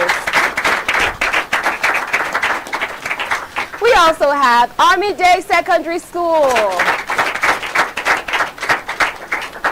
Atuwatse II College, and Rute Secondary School. Fantastic. We can't wait to meet them and hear from them. But first of all, we're going to find out who our amiable, delectable judges are. On the panel of judges, we have quintessential, amazing media personality extraordinaire, Mrs. Oyo-Ekòró. We also have the man among them, the only man among them, a very distinguished seasoned administrator, comparing. And coming through as a business mogul extraordinaire, she is Mrs. Jane Tosani Biai Samuel.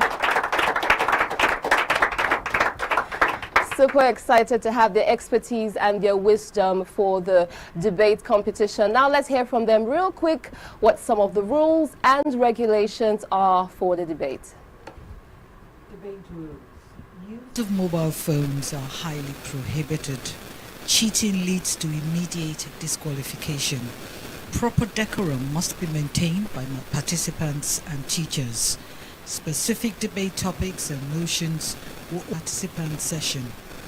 Participants will be given 10 minutes to speak for their team, 7 minutes for lead speaker, and 3 minutes for supporting speaker.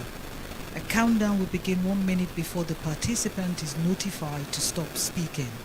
Exceeding of time limit by participants lead to deduction of marks. Judges are only expected to give their remark after each session alongside score points.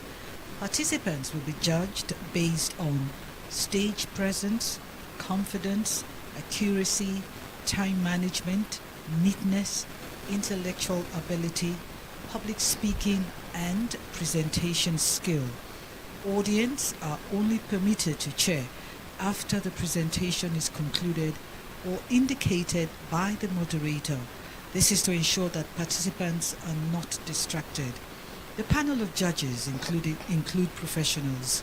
The decisions are final and cannot be contested. All the best to all of you.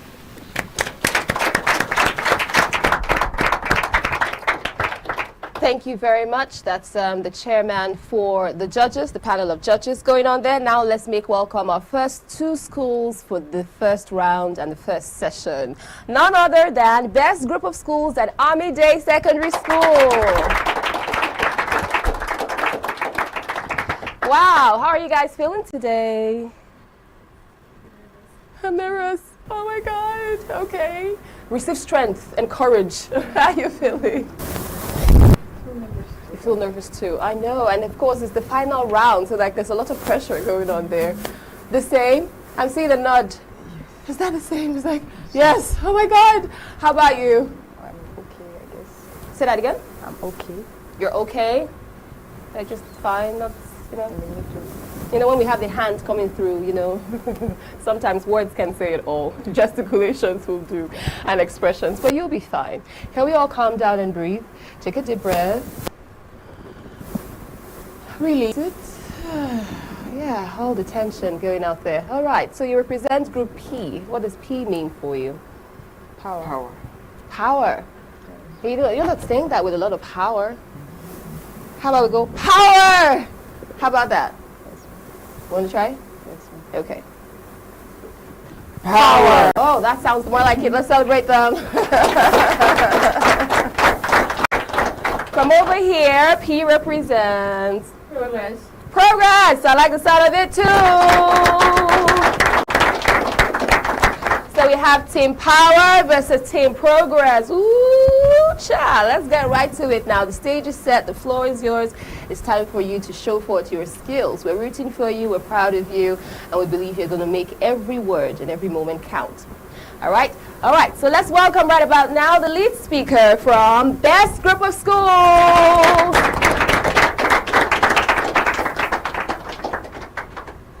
From time immemorial, our traditional institutions have been relevant and will continuously remain relevant till eternity. On this note, I am glad to say, good day, my amiable moderator, impartial panel of judges, accurate timekeeper, my co-debaters, distinguished ladies and gentlemen. My name is Ogiame Atuwatse, and my mission on this studio this day is to vehemently support the motion which says, traditional institutions, are they still relevant in modern governance or not? The answer is a capital yes. But first and foremost, let me define traditional institutions. Traditional institutions are governance systems rooted in customs, traditions, and cultural practices of a community. They often operate alongside formal state structures, especially in rural areas. They play a vital role in resolving conflicts, promoting cultural heritage, and restoring communities. Examples of traditional institutions are Chiefs Council, customary court, royal security members, royal historians, and praise singers. The relevance of our traditional institution cannot be overemphasized and cuts across all ages. In pre-colonial Nigeria, our kings, queens, and chiefs provided a good and effective governance for our people without any form of anarchy. Furthermore, our colonial masters, who introduced the modern system of governance, could not govern our people with it.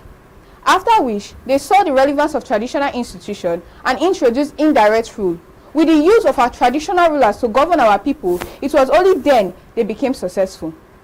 Still buttressing the relevance of traditional institution, our traditional institution has into great kingdoms, empires, and caliphates. Examples are the Great Benin Kingdom, the Oyo Empire, and the Sokoto Caliphate. As at this time, they provided adequate security, which is the #1 function of government.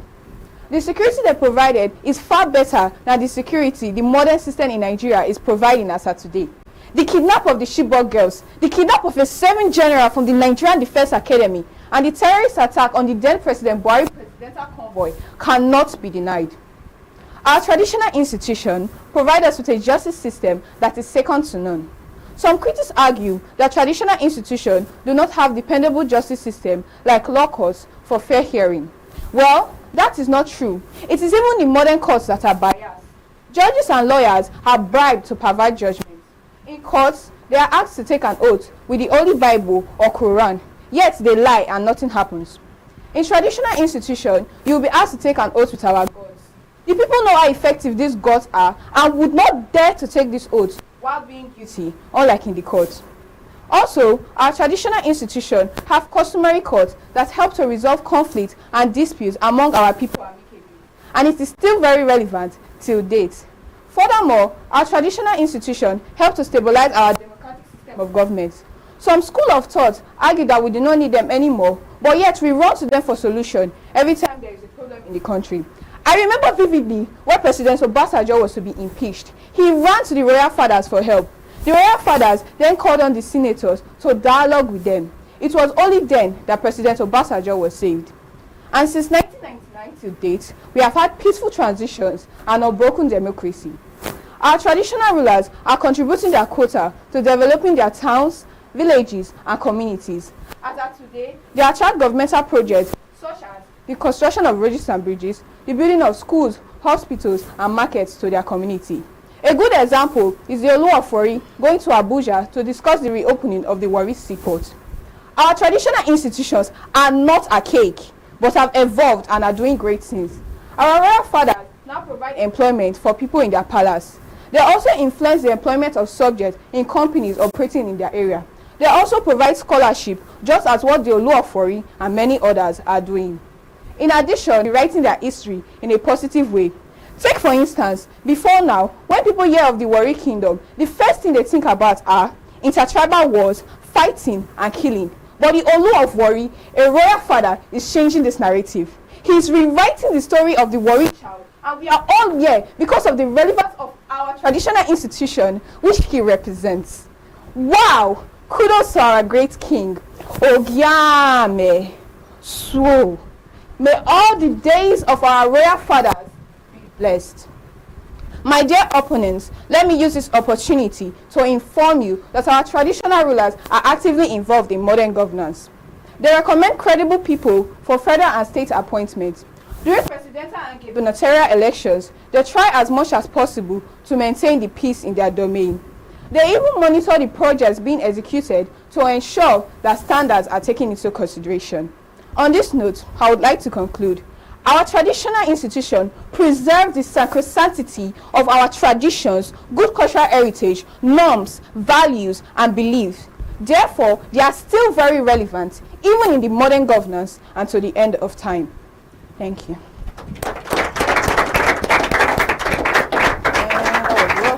Thank you too. We have heard from the lead speaker there from Best Group of Schools, speaking very eloquently, putting up her strategy going on there. She has presented their case.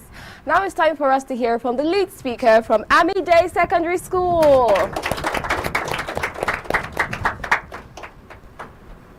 I may be mathematically calculated, geographically located, scientifically experimented, but never be debated. I'm here to debate. It's very unfair for me to go further without recognizing the presence of people who made this occasion a success. So, to judges, I take a bow. To chairman, I salute. I am Divine Jeremiah, Party Student of Amide Secondary School. I'm here to oppose the motion that states that traditional institutions are still relevant to modern governance.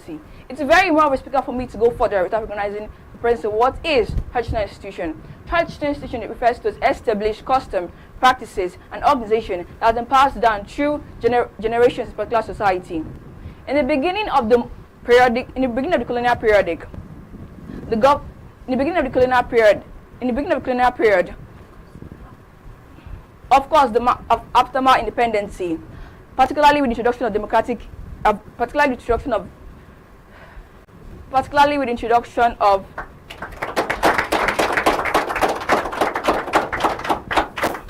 traditional institutions are very unaccountable. Why I say this is because they cannot give account of what they are doing. Can I ask you a question? Can you actually go to the Ogiame Atuwatse and ask him to give an account of what he is doing now? No, you dare not. They don't have legal backing up. They don't have legal authorities backing them up, and they don't have assigned duties to what they are doing. There's no legal authorities backing them up to what they are doing. There's no assigned duties to what they are doing. So they cannot give an account of what they are doing in society. You can't ask them questions. They have the final say and final authority, but not in the modern governance, where everybody's words are being heard. We can all be part of the modern governance. Everybody is said to be in the government, but our voices are being heard. So with this, I say that traditional institutions are no longer relevant in our modern governance.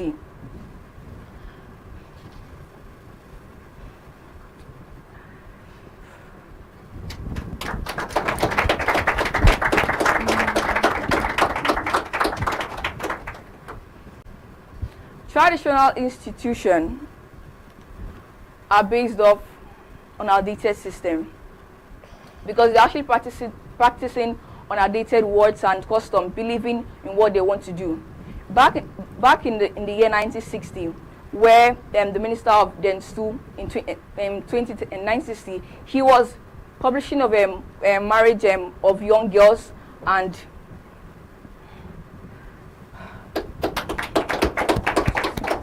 thank you. Okay, let's celebrate her one more time. We've heard the lead speaker there from Amide Secondary School opposing the motion of traditional institutions. Are they still relevant in modern governance? Now it's time for us to hear from the supporting speakers. Let's hear the support speaker for Best Group of Schools.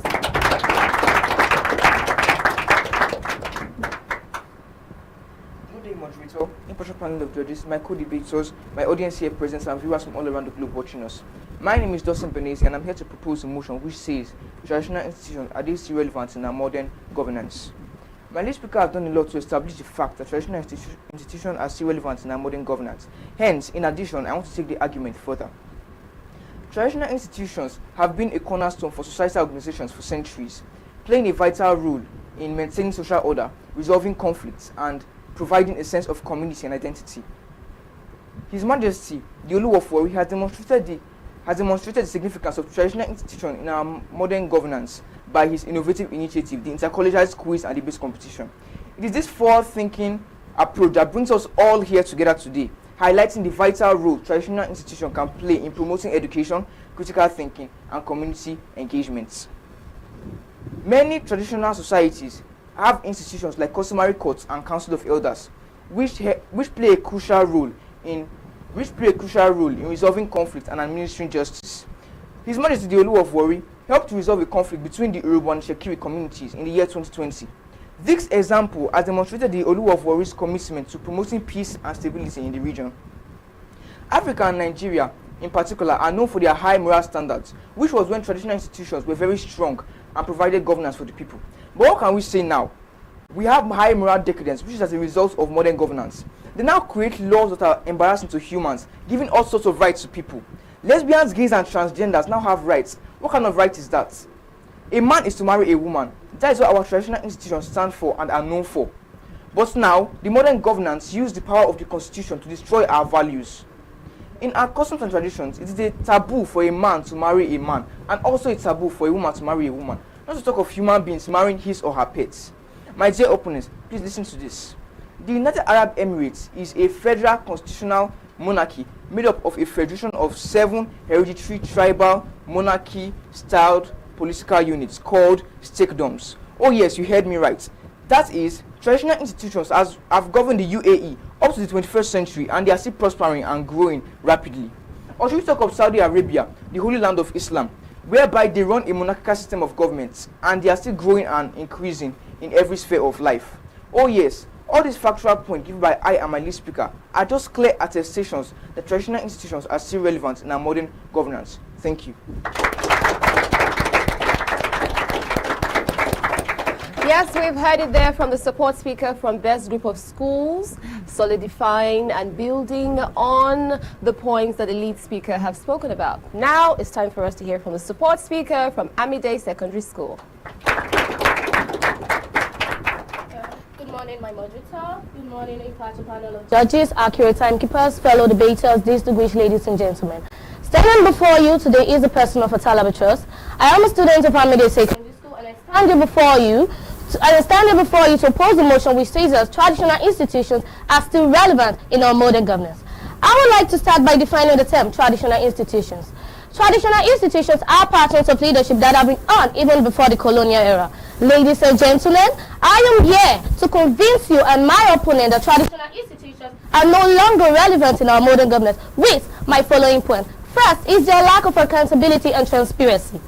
Traditional rulers are no longer accountable or transparent because they are not elected and may not be responsible to your citizens, thereby leading to abuse of power, mismanagement of our resources, and corruption. Unlike modern governments, where clear lines of accountability are being established, promotion of accountability, building of capacity, providing training, encouragement of collaboration and coordination, and so on and so forth. Going further to their inequality and social justice. Traditional rulers, they engage in inequality and social justice as their powers are based on birthright rather than merit. Unlike our modern governments, where merit-based leadership are promoted, empowerment of our citizens, promotion of reconciliation, addressing of historical injustice, and promotion of conciliation. According to Angela Davis, we must challenge our traditional institution or our traditional ruler to dismantle and recognize the system of oppression that they have helped to maintain. And if they cannot, of what use are they?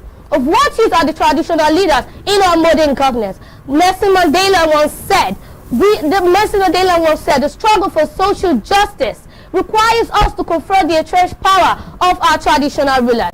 I hear my opponents say that this traditional institution preserves our cultural heritage, but we must be careful not to conflict traditional institutions for an oppressive.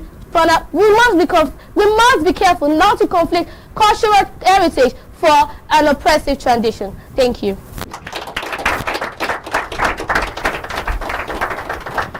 Alrighty then, we've heard it from the support speaker there from Amide Group of Schools. Has she been able to dismantle the opposing arguments? We're going to find out when we return back from a quick break, and then we'll get back to the scores and what the judges have to say. Stay with us. The Ogiame Atuwatse III Inter-Collegiate Quiz and Debate Competition is proudly presented by the Office of the Sole Representative of the Oyo-Ekòró to the NMTCL in conjunction with Cora Care Foundation, and proudly sponsored by Rukotech Integrated Services Nigeria Limited and Ali Innovative Nigeria Limited. Ruth Gender Foundation. Media partners Atlantic Media and TV Group, Cora Radio, Prime Gossip Gazette, and Oyo-Ekòró TV. Don't miss out on exciting news, events, and more. Stay connected by following us on Facebook, YouTube, and Instagram at Atlantic Media and TV. Rukotech Integrated Services Nigeria Limited is a multidisciplinary company dedicated to delivering excellence through innovative solutions that meets the unique needs of our clients. With a comprehensive range of services including mechanical construction works, civil construction works, oil spill cleanup and remediation, logistics procurement, manpower supply, piping and fabrication works. With a proven track record of successful projects, Rukotech Integrated Services Nigeria Limited is a trusted partner for cutting-edge solutions and engineering excellence.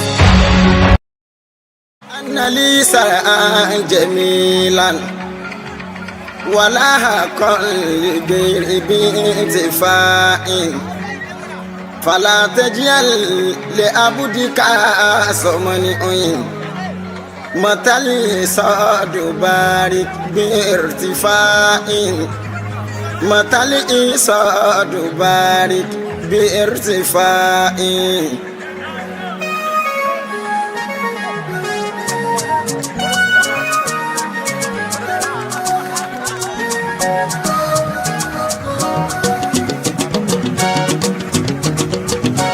orin ayọ̀ mi ọmọ kọ lẹ́yìn mi ijó ayọ̀ mi ọmọ jò lẹ́yìn mi ọpẹ́ ayọ̀ mi ọmọ dá lẹ́yìn mi èrè iṣẹ́ mi ọmọ kọ lẹ́yìn mi orin ayọ̀ mi ọmọ kọ lẹ́yìn mi àmì ijó ayọ̀ mi ọmọ jò lẹ́yìn mi bàbá àdìbá ọpẹ́ ayọ̀ mi jọ ọmọ dá lẹ́yìn mi ọmọ kọ lẹ́yìn mi.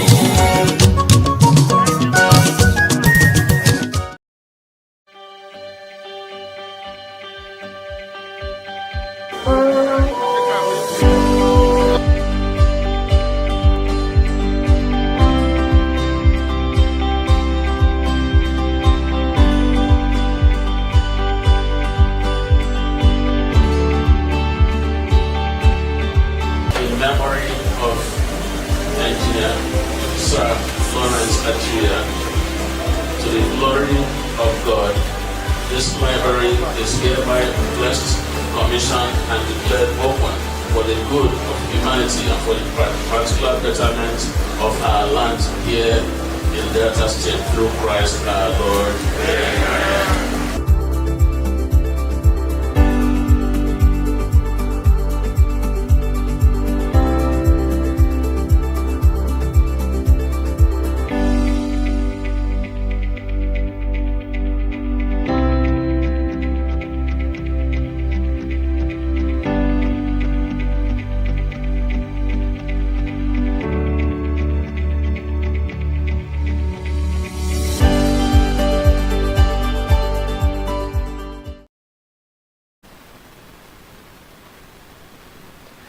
Welcome back. Now it's time for us to hear from our judges, their constructive feedback on the schools that just had their presentations. We're talking about best group of schools at Army Day Secondary School. Wonderful. Judges, the floor is yours. Welcome. What a way to start today. For best group of schools, the poise and the eloquence with which the lead speaker presented her points, it's quite commendable. Nobody, even if you don't have any traditional institution from where you came from, you would want to buy into the idea of why not appoint one traditional way. It's really nice. Then for our Army Day, like we've always said, when you get your topic, try and put yourself into the topic. Try and know the topic for the topic. And so when you present, you're presenting it from your heart, not by what you've memorized. Because you always forget it at the end of the day. It was a good debate. Thank you.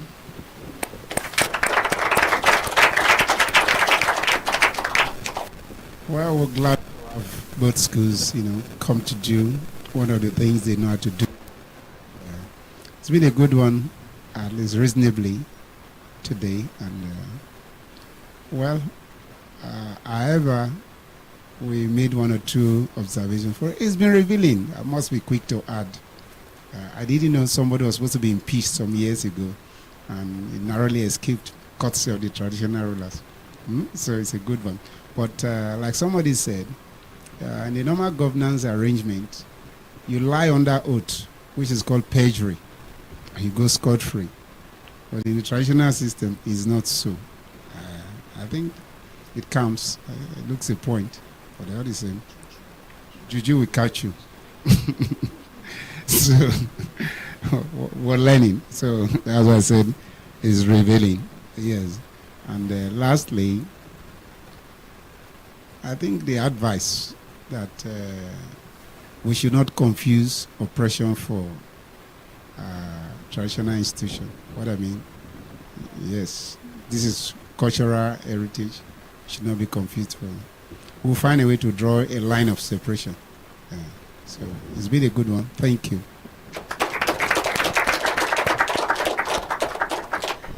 Not everyone can stand in front of people and talk. Could you please give a round of applause for our young lady?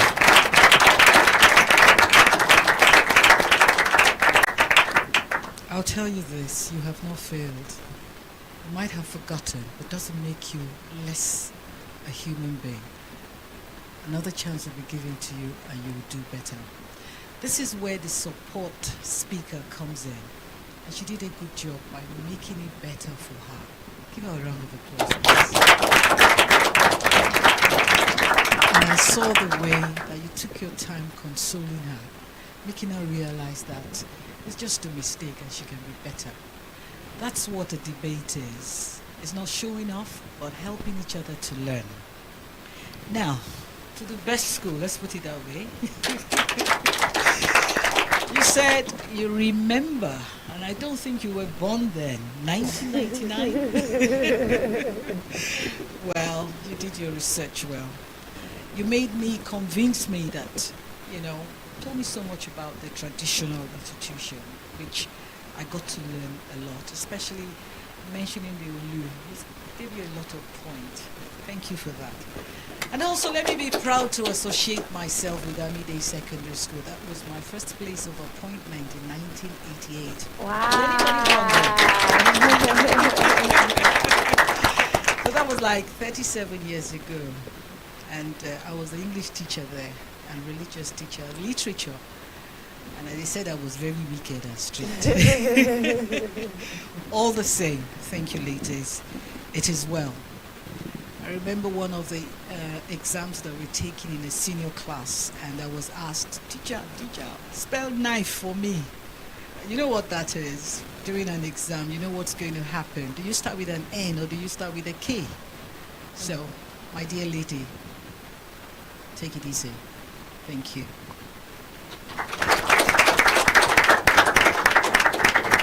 Amazing. Thank you so much to our delectable panel of judges there, very distinguished, showing off their wisdom, their expertise, and of course their words of advice and encouragement to the different representatives from the different schools, talking about best group of schools at Amide Secondary School. Let's celebrate them one more time. Here at the Ogiame Atuwatse third Inter-Collegiate Quiz and Debate Competition, we don't fail, we learn. That's what we do, and then we always have that at the back of our minds. So having said that, now the moment of truth is here. It's now time for us to reveal the scores. For best group of schools, they came through with a total of 51 points.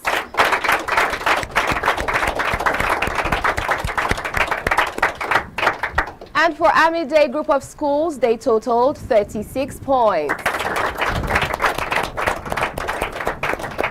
Wonderful. Thank you so much for showing up for your school, showing up for yourself. I believe that you've learned a thing or two from this debate competition. But this is far from over.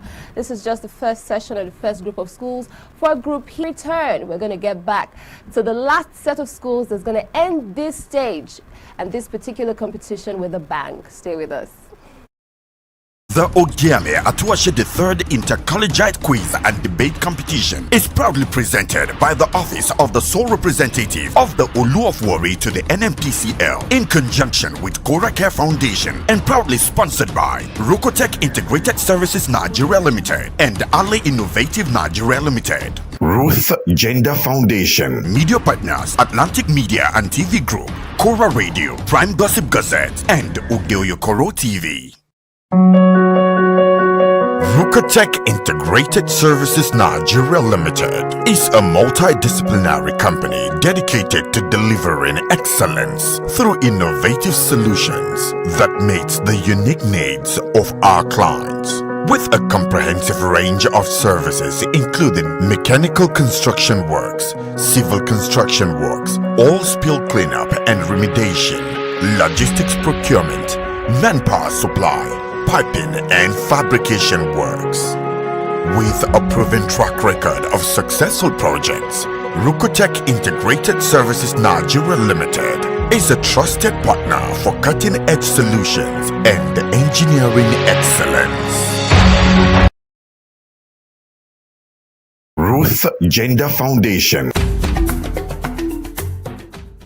I'm Ruth Edema Collins. I hold a first degree in physics electronics, a postgraduate qualification in business administration, and a nationally certified French language tutor. Career-wise, I'm an educational facilitator. I'm the managing director at Atlantic Media and TV, and I'm also a director at Rukotech Integrated Services Nigeria Limited. I'm a wife and a mother, and I like dressing up to show up. Yeah, so that's basically me. Thank you. Root Gender Foundation was inspired from my personal experiences growing up as a young girl in a typical Nigerian environment. For me, it was being different.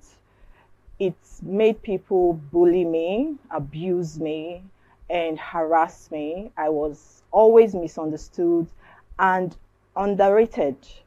Root Gender is a foundation that is dedicated to building confidence in the Nigerian girl child through educational and inspirational programs, like supporting programs that promote girl child education. We also organize physical exercises for our young girls for the overall well-being of their mental and physical states, and also for the acquisition of self-defense skills. We also sensitize girls on laws that protect them. In our constitution, a lot of girls do not know that they have rights, that there are laws that protect their interests in Nigeria. Hence, they are vulnerable, they are living in fear, which is stopping them from reaching their full potentials. So we sensitize them on the laws that protect their interests. This, like I said, is visioned towards building confidence in the Nigerian girl child. So that is just a wrap-up of what we do at Root Gender Foundation. I would say I resonate with the struggles and the challenges of the girl child, particularly the Warri girl child. I happen to grow up in the heart of Warri. I'm from an average background. My family is an average one, but I experienced a lot. Like I said, I was bullied, I was overlooked, I was harassed for being a different child, for daring to be different, and nobody was taking note and tapping into my potentials. So my interest for the girl child is I would love to be a voice for the girl child. They need people to believe in them. They need people to speak for them. I also want the Warri girl child to know that there is hope beyond the reef. I want them to see the bigger picture. I want them to know that they can compete on global platforms. They can compete on international platforms, and they can do very well. We have the likes of Ada Gold, or Maumi, and the rest of them. They are all competing very well on international platforms, and I know that you too can do that, and I want you to know that is why we are here. Root Gender Foundation is here to make you understand that you can actually be what you want to be.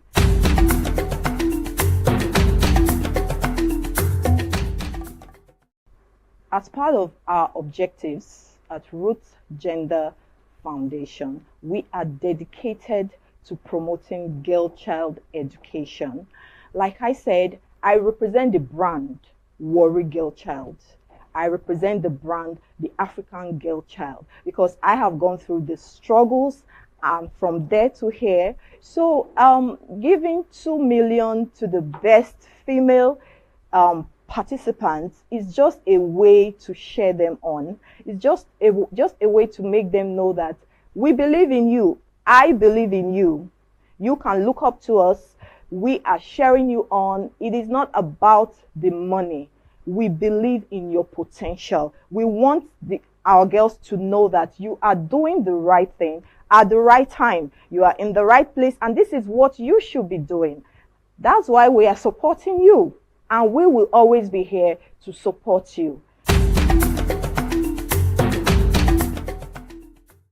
Girl child empowerment to me is enforcing laws that protect our girl child. You know, my NGO, we've been pursuing a bill that we will see to be passed. We are asking that our girls should be allowed to carry pepper spray as weapons of self-defense. Because if you look at it, our women have nothing to protect themselves.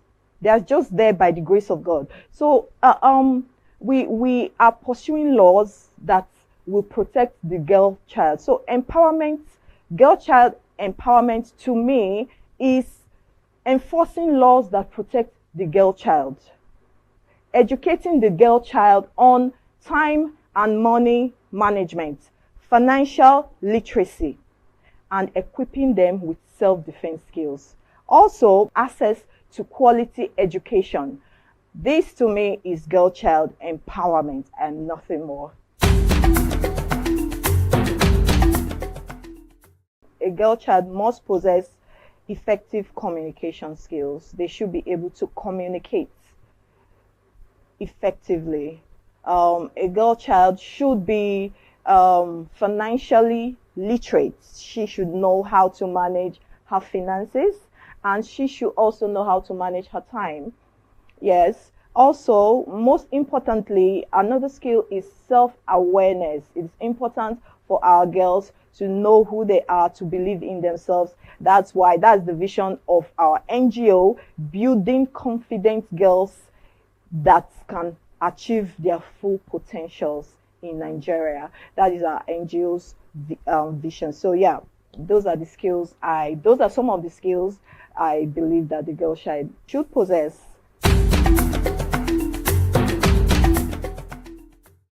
She needs role models.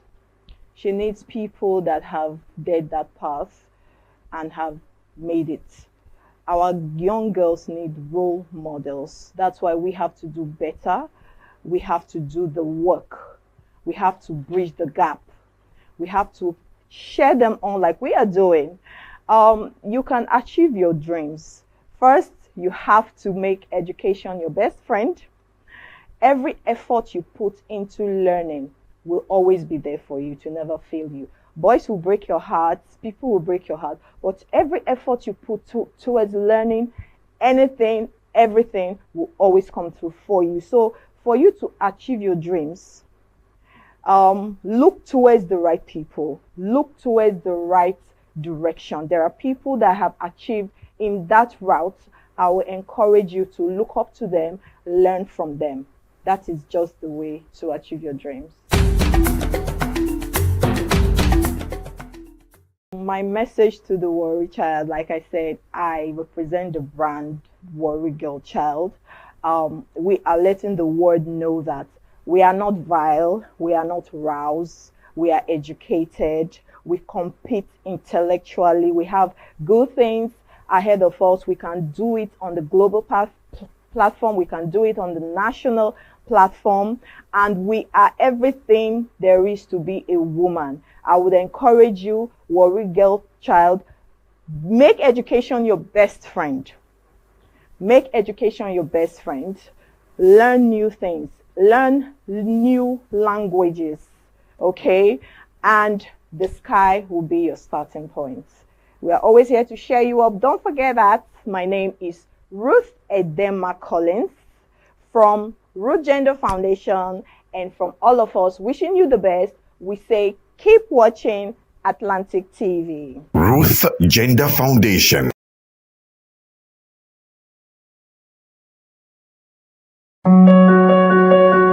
Rukatech Integrated Services Nigeria Limited is a multidisciplinary company dedicated to delivering excellence through innovative solutions that meets the unique needs of our clients. With a comprehensive range of services including mechanical construction works, civil construction works, oil spill cleanup and remediation, logistics procurement, manpower supply, piping and fabrication works. With a proven track record of successful projects, Rukatech Integrated Services Nigeria Limited is a trusted partner for cutting-edge solutions and engineering excellence.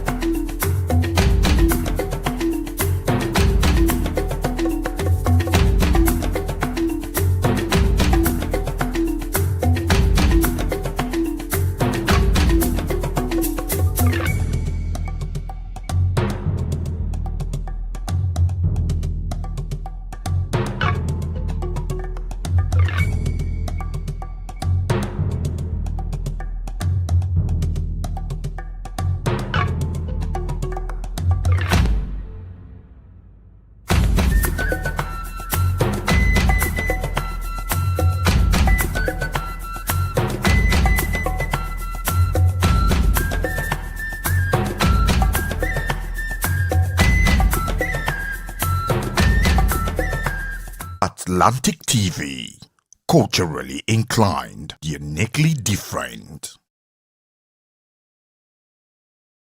My name is Desoka, the comedy catalyst, one of Nigerian comedy. Alright guys, back again, yes boss, my name is Osh Baby. CME Alade. Yeah, what up people, it's your boy Victor D. Girl Niniola. My name is my wife, and just celebrity type man. My papa say, who won't carry cow, waka go, waka follow the cow, I know the life for you. I see you know you're watching the Atlantic TV. Keep watching Atlantic TV. Atlantic TV. Keep watching Atlantic TV. Keep watching Atlantic TV. Keep watching Atlantic TV. Atlantic TV. Informative, educative, interesting, entertaining. Worldwide, international. Don't go anywhere, I'll catch you. Don't touch that die. Atlantic TV. Boom. Atlantic TV. We wanna party. Atlantic TV, culturally inclined and uniquely different.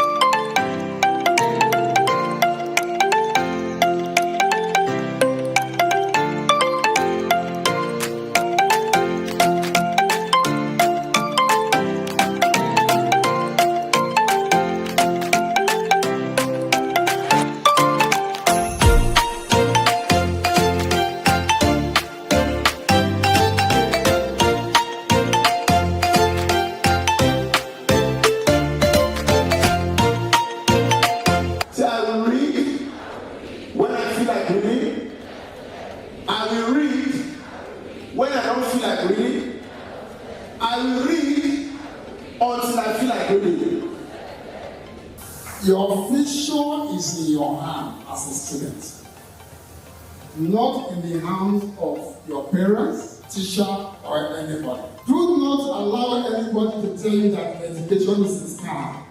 The vision of the future of the world started in 2002. Our vision is to build a world where every child is inspired to pursue their passion, reach their full potential, and contribute meaningfully to their community.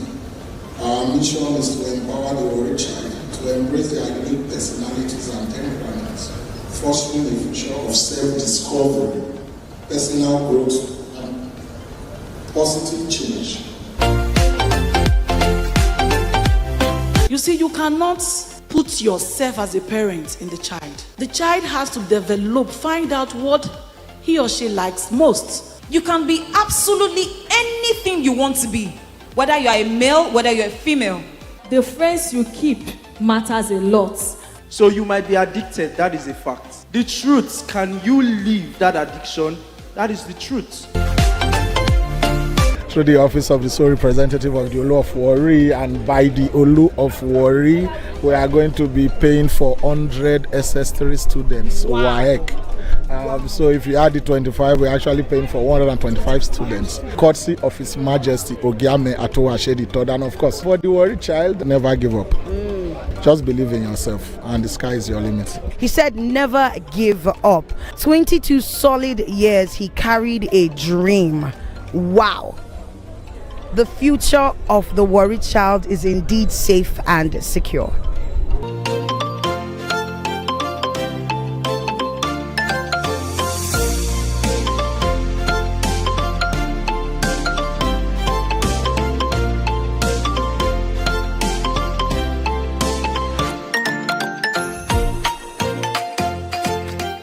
The Ogiame Atuwatse III Inter-Collegiate Quiz and Debate Competition.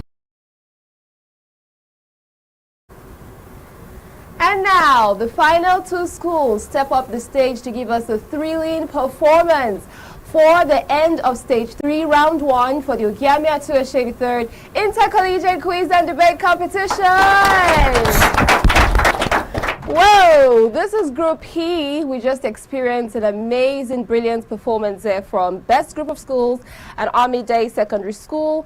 Well, the formidable schools that's going to be wrapping up with a bang. We have Atuwatse the Second College versus Rute Secondary School. And then they're going to be sharing for and against with their different argumentative points on social media, a catalyst for academic excellence or distraction. So we have, for this particular competition, a grand prize of 10 million naira. And then, of course, we also have from Root Gender Foundation, 2 million naira for the best female participant. How are we feeling about that? Great. So let me, that's the only gentleman among the ladies. So if you win the 10 million naira now, what's the first thing you're going to buy?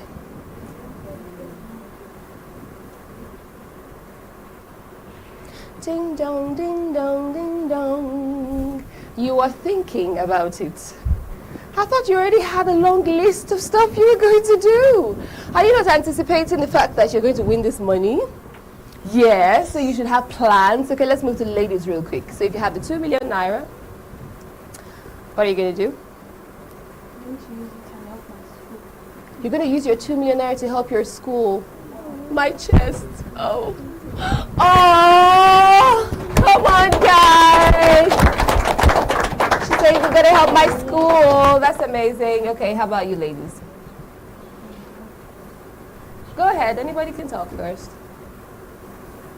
2 million naira up for grabs. What are we doing with it? I'm going to invest it in a business. You're going to invest it in a business? Really? You're business inclined like that? What type of business? I'll ask questions. You ask questions. You're going to make her research. 1 or 2. 2 million naira. What can I do? What can I do? Yeah. Let's celebrate her. And then for you, my darling.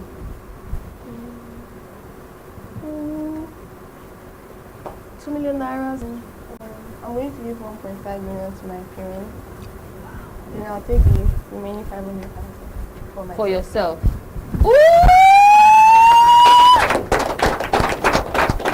You're remembering Mama and Papa right about now. Okay, back to the fine gentleman. 10 million naira up for grabs. What are you doing? I'll give some of the part of the money to my school. Okay. Then I invest the rest on myself. Invest the rest in yourself. So what percentage are we looking at here? Is this 60-40? Is this 50-50? We're going to leave that out of the equation right about now. But all our contestants, they're pumped up. They're ready. They're set.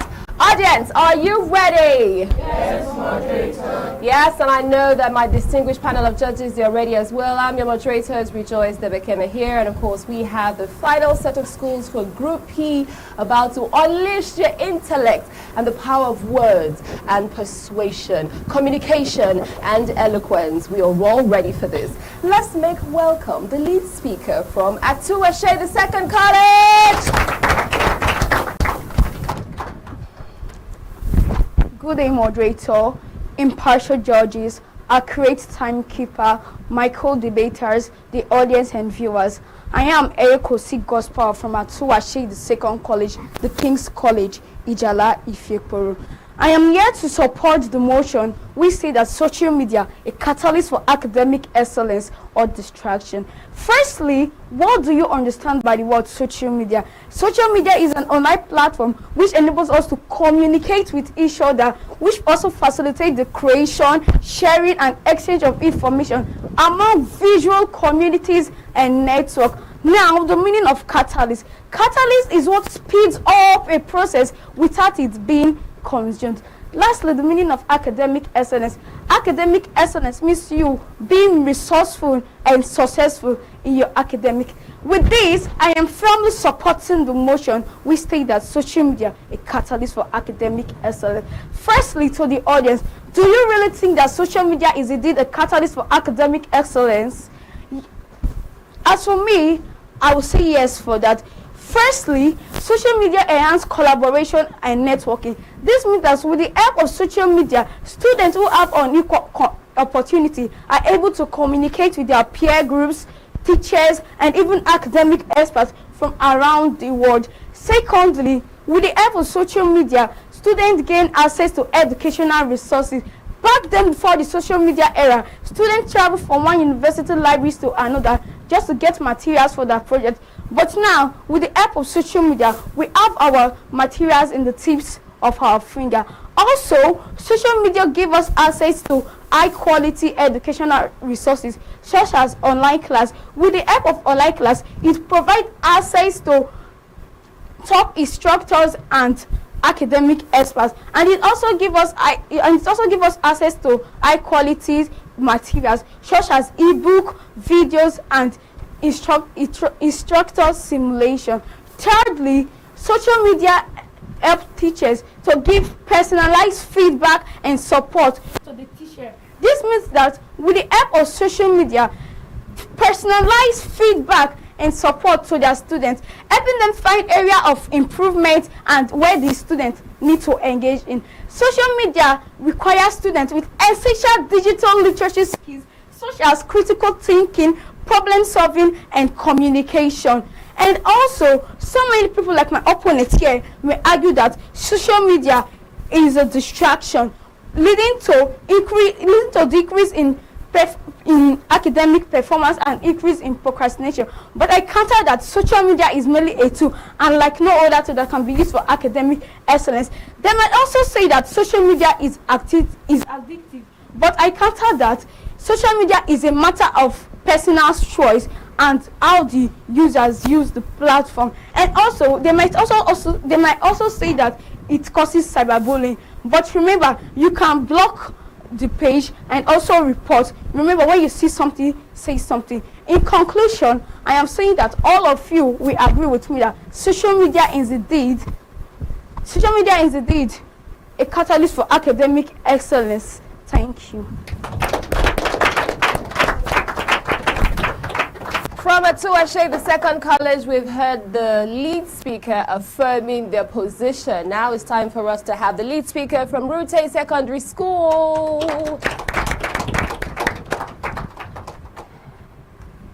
Good day, ladies and gentlemen, panel of judges, accurate timekeeper, co-debate, and professionals. Social media can be a breeding ground for cyberbullying and online harassment, which may lead to low self-esteem, anxiety, depression, which may make a person to be locked up and be closed. 3. Overuse of social media can lead to mental health issues like depression, anxiety, etc. In conclusion, social media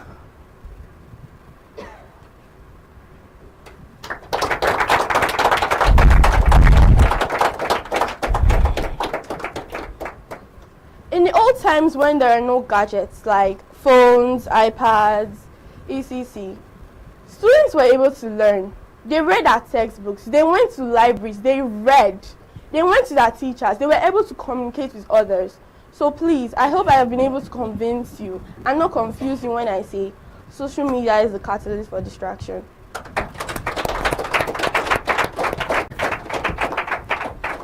We have now heard from the lead speaker firmly opposing the motion for social media, a catalyst for academics or distraction. Haven't heard from the lead speakers who have laid the foundation. It's now time for us to hear from the support speakers from the different schools. Now let's make welcome the support speaker from Atuwatse, the second college. Good day, my moderator, panel of judges, my co-debaters, my audience, and my viewers. I am Aboyawa Peace Erushemoga from Atuwatse, the second college, Ife-Ijala, the King's College. I am here to support the motion which says social media a catalyst for academic excellence. I firmly believe that social media is indeed a catalyst for academic excellence. This is because it helps in the collaboration of peer learning to connect with classmates and teachers. It enhances engagement and motivational learning, such as video quizzes, live question and answer sessions. It brings about easy communication between educators. It encourages digital literacy and research skills. It bridges the gap between theory and practical. It encourages self-paced learning. It encourages time management and productivity and offers academic support and mentorship. It is due to social media that people are able to watch us worldwide on different apps on their phone. My opponent here may say social media disrupts study hours, but I totally disagree because we can implement phone-free zones such as dining area, study area in order to minimize distraction. My opponent may also say that social media decreases attention span, but I totally disagree because regular mindfulness practice can help increase self-awareness and reduce mindless social media scrolling. In conclusion, I would say social media is the catalyst for academic excellence. This is because you can determine its usage in time and place. That brings to my question now. Has anybody been scrolling or browsing to their phones since we entered into the studio? The answer is no, because this depends on how you apply it to your academic. With this, I am firmly supporting the motion which says social media is a catalyst for academic excellence. Thank you. Okay, from Atuwatse, the second college, we have had the support speakers solidify their standpoints. Now it's time for us to hear from the support speaker from Route Secondary School. Good day, ladies and gentlemen, moderator, panel of judges, and co-debaters. My name is Edeke Goodness Ese, and I'm a student of Route International School. I'm here to oppose the motion which states social media a catalyst for distraction. Firstly, I would like to start by defining social media and excellence. Social media is a website, an application where individuals create and share content participating in social networking. Excellence is the quality of being outstanding and very good. Social media a catalyst for distraction. Yes, social media is a catalyst for distraction because it brings about time consumption. The excessive use of social media to divert attention from important tasks, reduce productivity, and focus on personal and professional goals. Further ahead, it also leads to misinformation. The excessive use of social media can lead to unverified and false messages, causes confusion, leading to poor decision making. Advancing, it also leads to addiction. The engaging nature of social media can lead to addictive behaviors where individuals find it hard to unplug and engage in real-life interaction. The last but not the least, sleep deprivation. Specifically, take for instance, whereby a student stays awake all through the night on his or her phone, engaging on social media. This may interfere with his or her sleeping patterns, leading to sleep deprivation, whereby he or she goes to school the next morning looking pale, weak, and tired, or even looking sick, finding it difficult to be active and concentrate while lecture is going on, or listening to explanations. Thank you.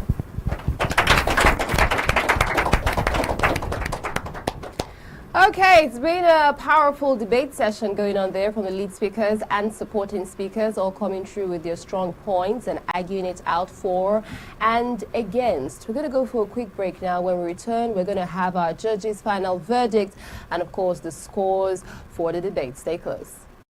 Don't miss out on exciting news, events, and more. Stay connected by following us on Facebook, YouTube, and Instagram at Atlantic Media and TV.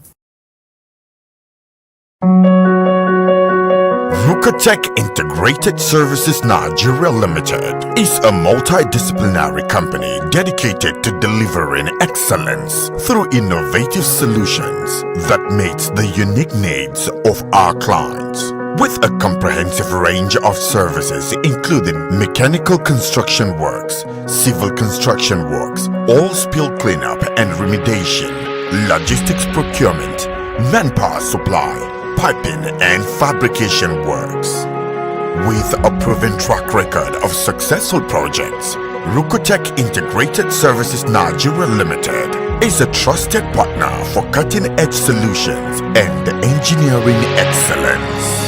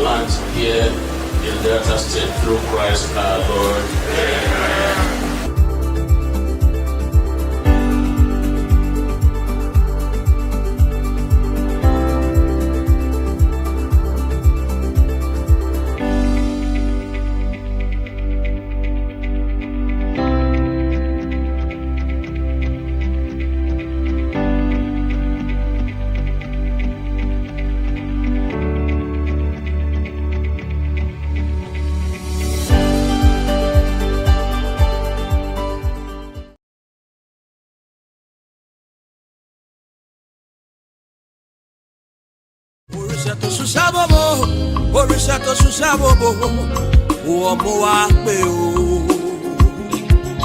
Òrìṣà tó ṣùṣà bòbò òrìṣà tó ṣùṣà bòbò ọmọ wa pé o. Náyẹ̀ tí mo mú pẹ́ mi níwà tí mo mú pẹ́ mi ṣùṣà bòbò rẹ̀ o. Nọ́mà tí mo mú pẹ́ mi náyẹ̀ tí mo mú pẹ́ mi ṣùṣà bòbò rẹ̀ o. Oríṣiríṣi ìṣòṣò ọmọ wa pé o. Oríṣiríṣi tó ṣiṣẹ́ bọ́bọ́. Oríṣiríṣi tó ṣiṣẹ́ bọ́bọ́. Ọmọ wa pé o. Láyé tó mú gbẹ́ni. Lúwa tó mú gbẹ́ni. Iṣẹ́ bọ́bọ̀ rẹ̀. Iṣẹ́ bọ́bọ̀ rẹ̀ o. Láyé tó mú gbẹ́ni. Lúwa tó mú gbẹ́ni.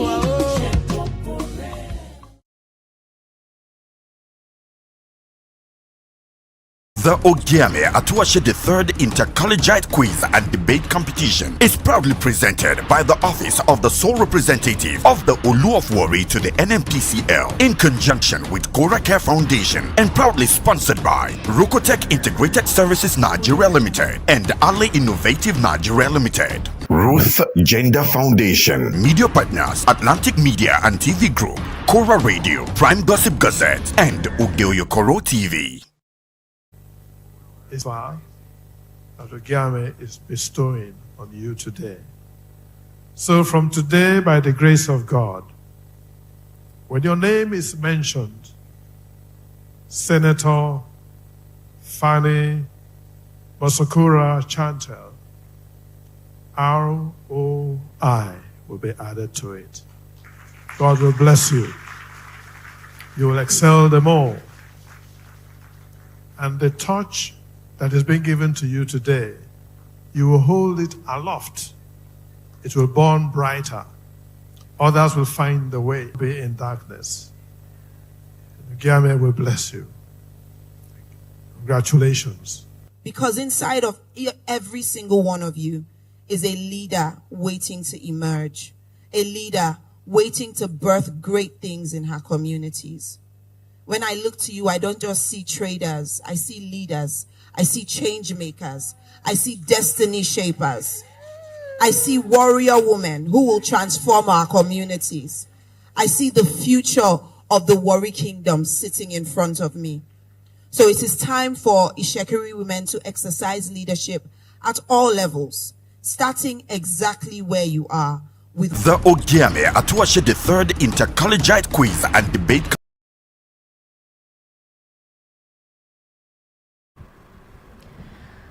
Welcome back. This is stage 3 and actually the grand finale for round 1 for the Ogiame Atuwatse the third Inter-Collegiate quiz and debate competition. We just had our final set of schools go through their final session. Now it's time for us to hear from our esteemed judges what they think before we reveal the scores. Over to you, judges. Well, like I said in the previous round, or the previous set, memorization. I think the teachers will help us with this. When the topic comes and you let these children own the topic, let them develop this topic, it will be easier on them. There will be an inner pressure in them wanting to bust out, even when practically they are tensed.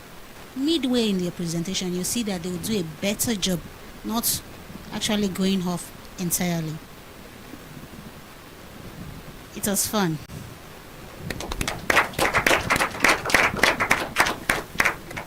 Well, once again, kudos to the two schools. And we've been told that we are here. Our amiable moderator is also here, courtesy of social media. Quite an information.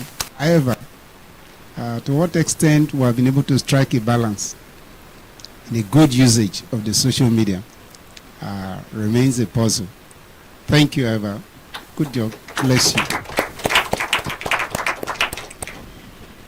Bold to say with the name Atuwatse the second school. Atuwatse the school? That's the name of your school? Well, maybe you were tutored by the king. That's why you were able to deliver your points well. Am I right? And you know something? You know if you fall king hand, so you must deliver. Anyway, with the other group, the same thing that happened to the other group. It's a normal thing, but you had to memorize it very well. Let it be part of you for you to be able to get your points across. And your points were too few. I don't know why. But anyway, the support speakers really did their best this time around. Thank you so much. And for having to live up to the name of Atuwatse. Thank you.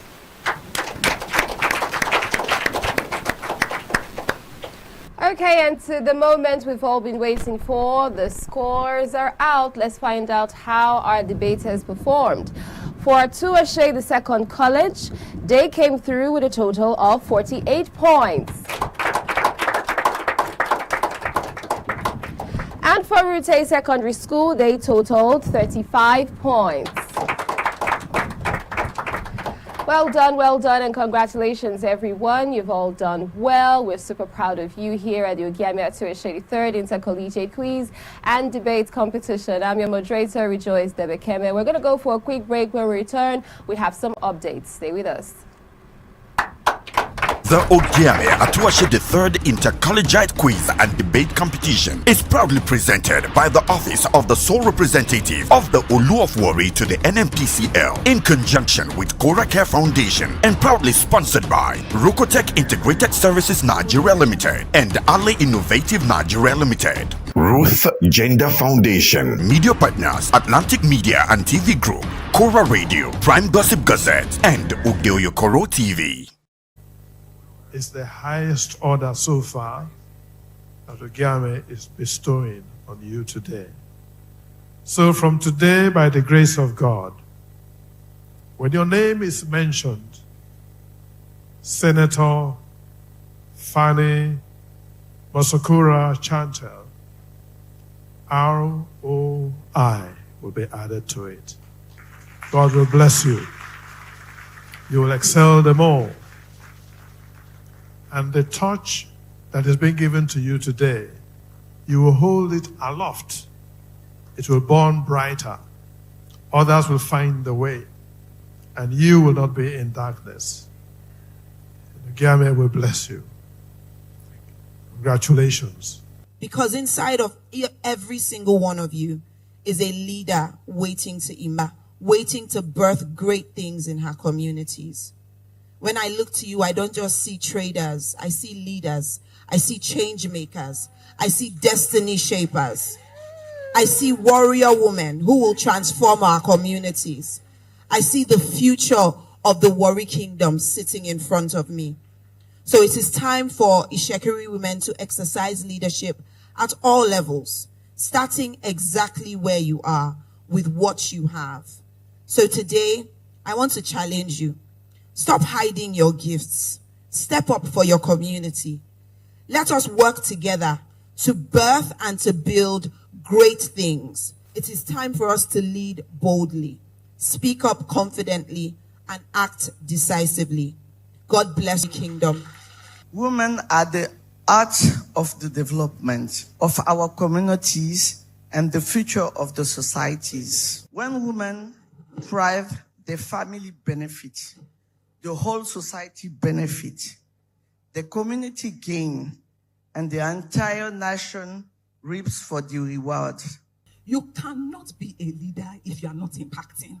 So if you are making money, it's not enough for you to make money. It's also important for you to change lives. Train somebody else. If you're doing business here in Warri, make sure that when you wake up at the end of this year, you say, this number of people are people who I supported. I taught them what I knew. I taught them what they needed to know. I advised them. I sponsored them. I called people to support them. And that's how I've become who I am. I will not be on this platform if I didn't make an impact. So today, I have influence. I have influence because they've given me this platform. Make sure that as we are entrepreneurs and making income, we must make impact. As we make impact, we must make influence. If you have not generated money and touched lives, you cannot have influence. Any woman who is able to demonstrate that she has capacity and ability to make her society, her community better. Ogiame is interested and encourages that woman to come forward. Let us hear your ideas, your suggestions, your contribution, because it is not only men that will make Warri Kingdom great. It is men and women. And so it all comes down to how you see yourself, not what they told you you are. Do you believe as a woman, as a boy, as a young man, as the child of a woman, the child of a man, do you believe that you have it in you to contribute for good to this kingdom, to this community, to this society? If you believe you do, come forward and let your ideas be known. You will not be rejected, you will be encouraged. It is ideas that are going to move us forward. Atlantic TV, culturally inclined, uniquely different. Don't miss out on exciting news, events, and more. Stay connected by following us on Facebook, YouTube, and Instagram at Atlantic Media and TV.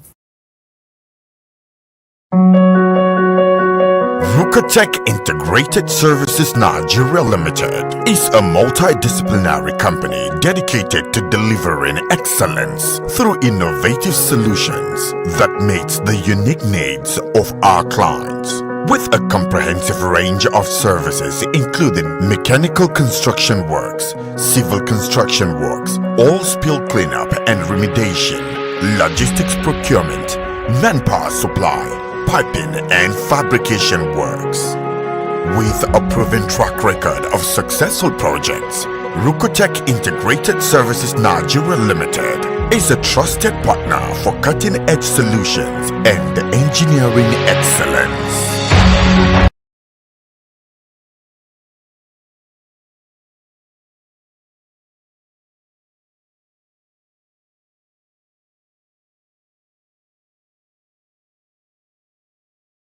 Ruth Gender Foundation.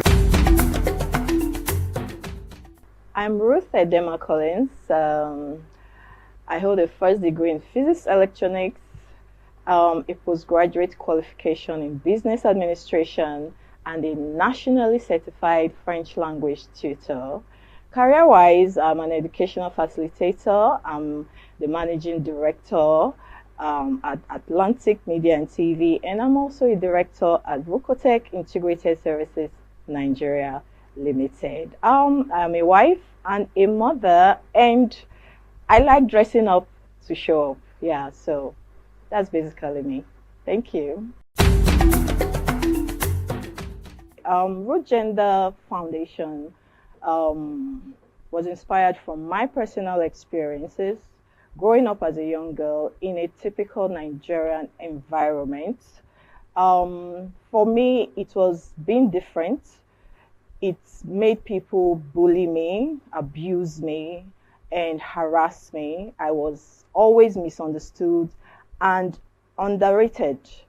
Root Gender is a foundation that is dedicated to building confidence in the Nigerian girl child through educational and inspirational programs, like supporting programs that promote girl child education.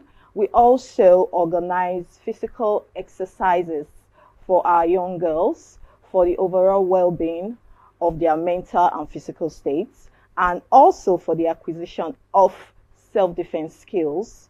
We also sensitize girls on laws that protect them. In our constitution, a lot of girls do not know that they have rights, that there are laws that protect their interests in Nigeria. Hence, they are vulnerable, they are living in fear, which is stopping them from reaching their full potentials. So we sensitize them on the laws that protect their interests. This, like I said, is visioned towards building confidence in the Nigerian girl child. So that is just a wrap up of what we do at Root Gender Foundation. I would say I resonate with the struggles and the challenges of the girl child, particularly the Warri girl child. I happen to grow up in the heart of Warri. I'm from an average background. My family is an average one, but I experienced a lot. Like I said, I was bullied, I was overlooked, I was harassed for being a different child, for daring to be different, and nobody was taking note and tapping into my potentials. So my interest for the girl child is I would love to be a voice for the girl child. They need people to believe in them. They need people to speak for them. I also want the Warri girl child to know that there is hope beyond the reef. I want them to see the bigger picture.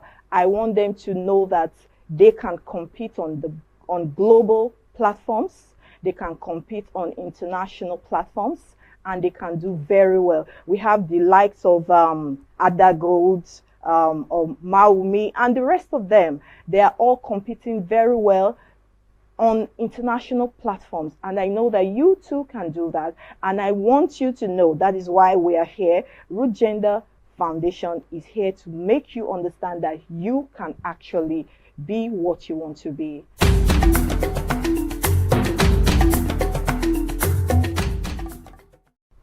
As part of our objectives at Root Gender Foundation, we are dedicated to promoting girl-child education. Like I said, I represent the brand Warri Girl Child. I represent the brand the African Girl Child because I have gone through the struggles from there to here. So giving 2 million to the best female participants is just a way to share them on. It's just a way to make them know that we believe in you. I believe in you. You can look up to us. We are sharing you on. It is not about the money. We believe in your potential. We want our girls to know that you are doing the right thing at the right time. You are in the right place, and this is what you should be doing. That's why we are supporting you, and we will always be here to support you. The Ogiame Atuwatse the third Inter-Collegiate quiz and debate competition.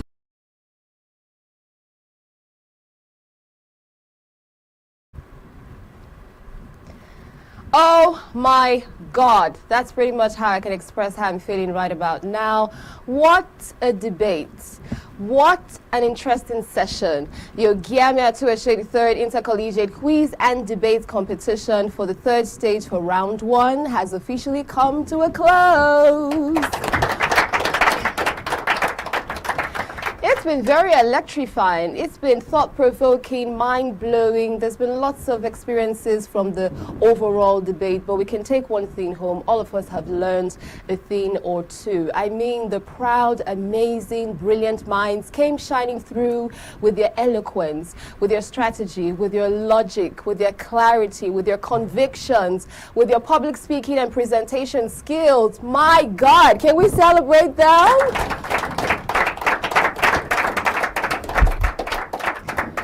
Throughout all the different teams, we had 64 schools enrolled for this competition, and they came through 12 schools daily for the different categories of which they belonged to. 3 groups every day, and we've seen them come through, and right now this is the final stage, is the grand finale, and then we've actually wrapped it up. We're super glad and proud of all the teams, of all the students, of all the participants that have shown forth representing their different schools. I can say confidently that they're winners in their own rights. Let's celebrate them.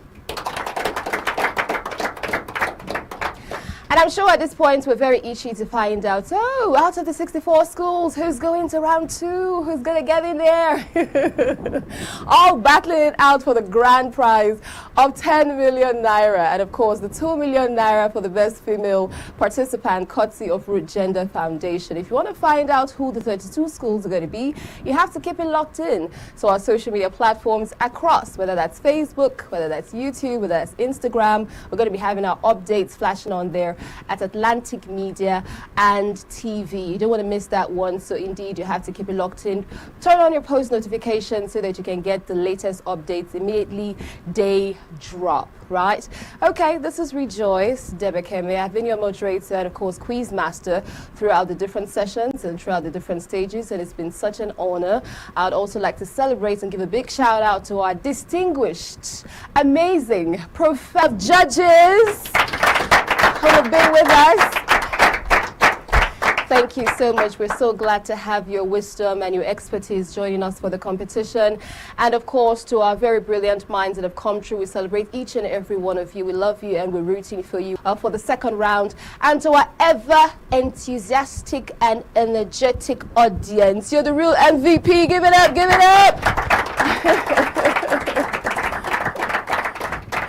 We sincerely appreciate you and love you, whether you're on site or you're online. Please keep the likes coming through, keep the shares coming through, and let's know who you're rooting for. Let's know who you believe is going to win and take home the intellectual crown at the end of the day. I'm super glad and I'm super proud. This is life-changing. This is historic here. This, the prestigious Ogiame Atuwatse III Inter-Collegiate Quiz and Debate Competition. Let me quickly add to this to say that as you go along, keep in mind that you are a voice. You're not an echo. Your voice is your superpower. Use it effortlessly, use it effectively, use it confidently and powerfully wherever it is that you find yourself. This debate is proudly powered by the Office of the Sole Representative of the Olu of Warri and liaison to NNPCL. Such an honor. We're super glad, we're super proud, we're making history together. Keep winning. Adios.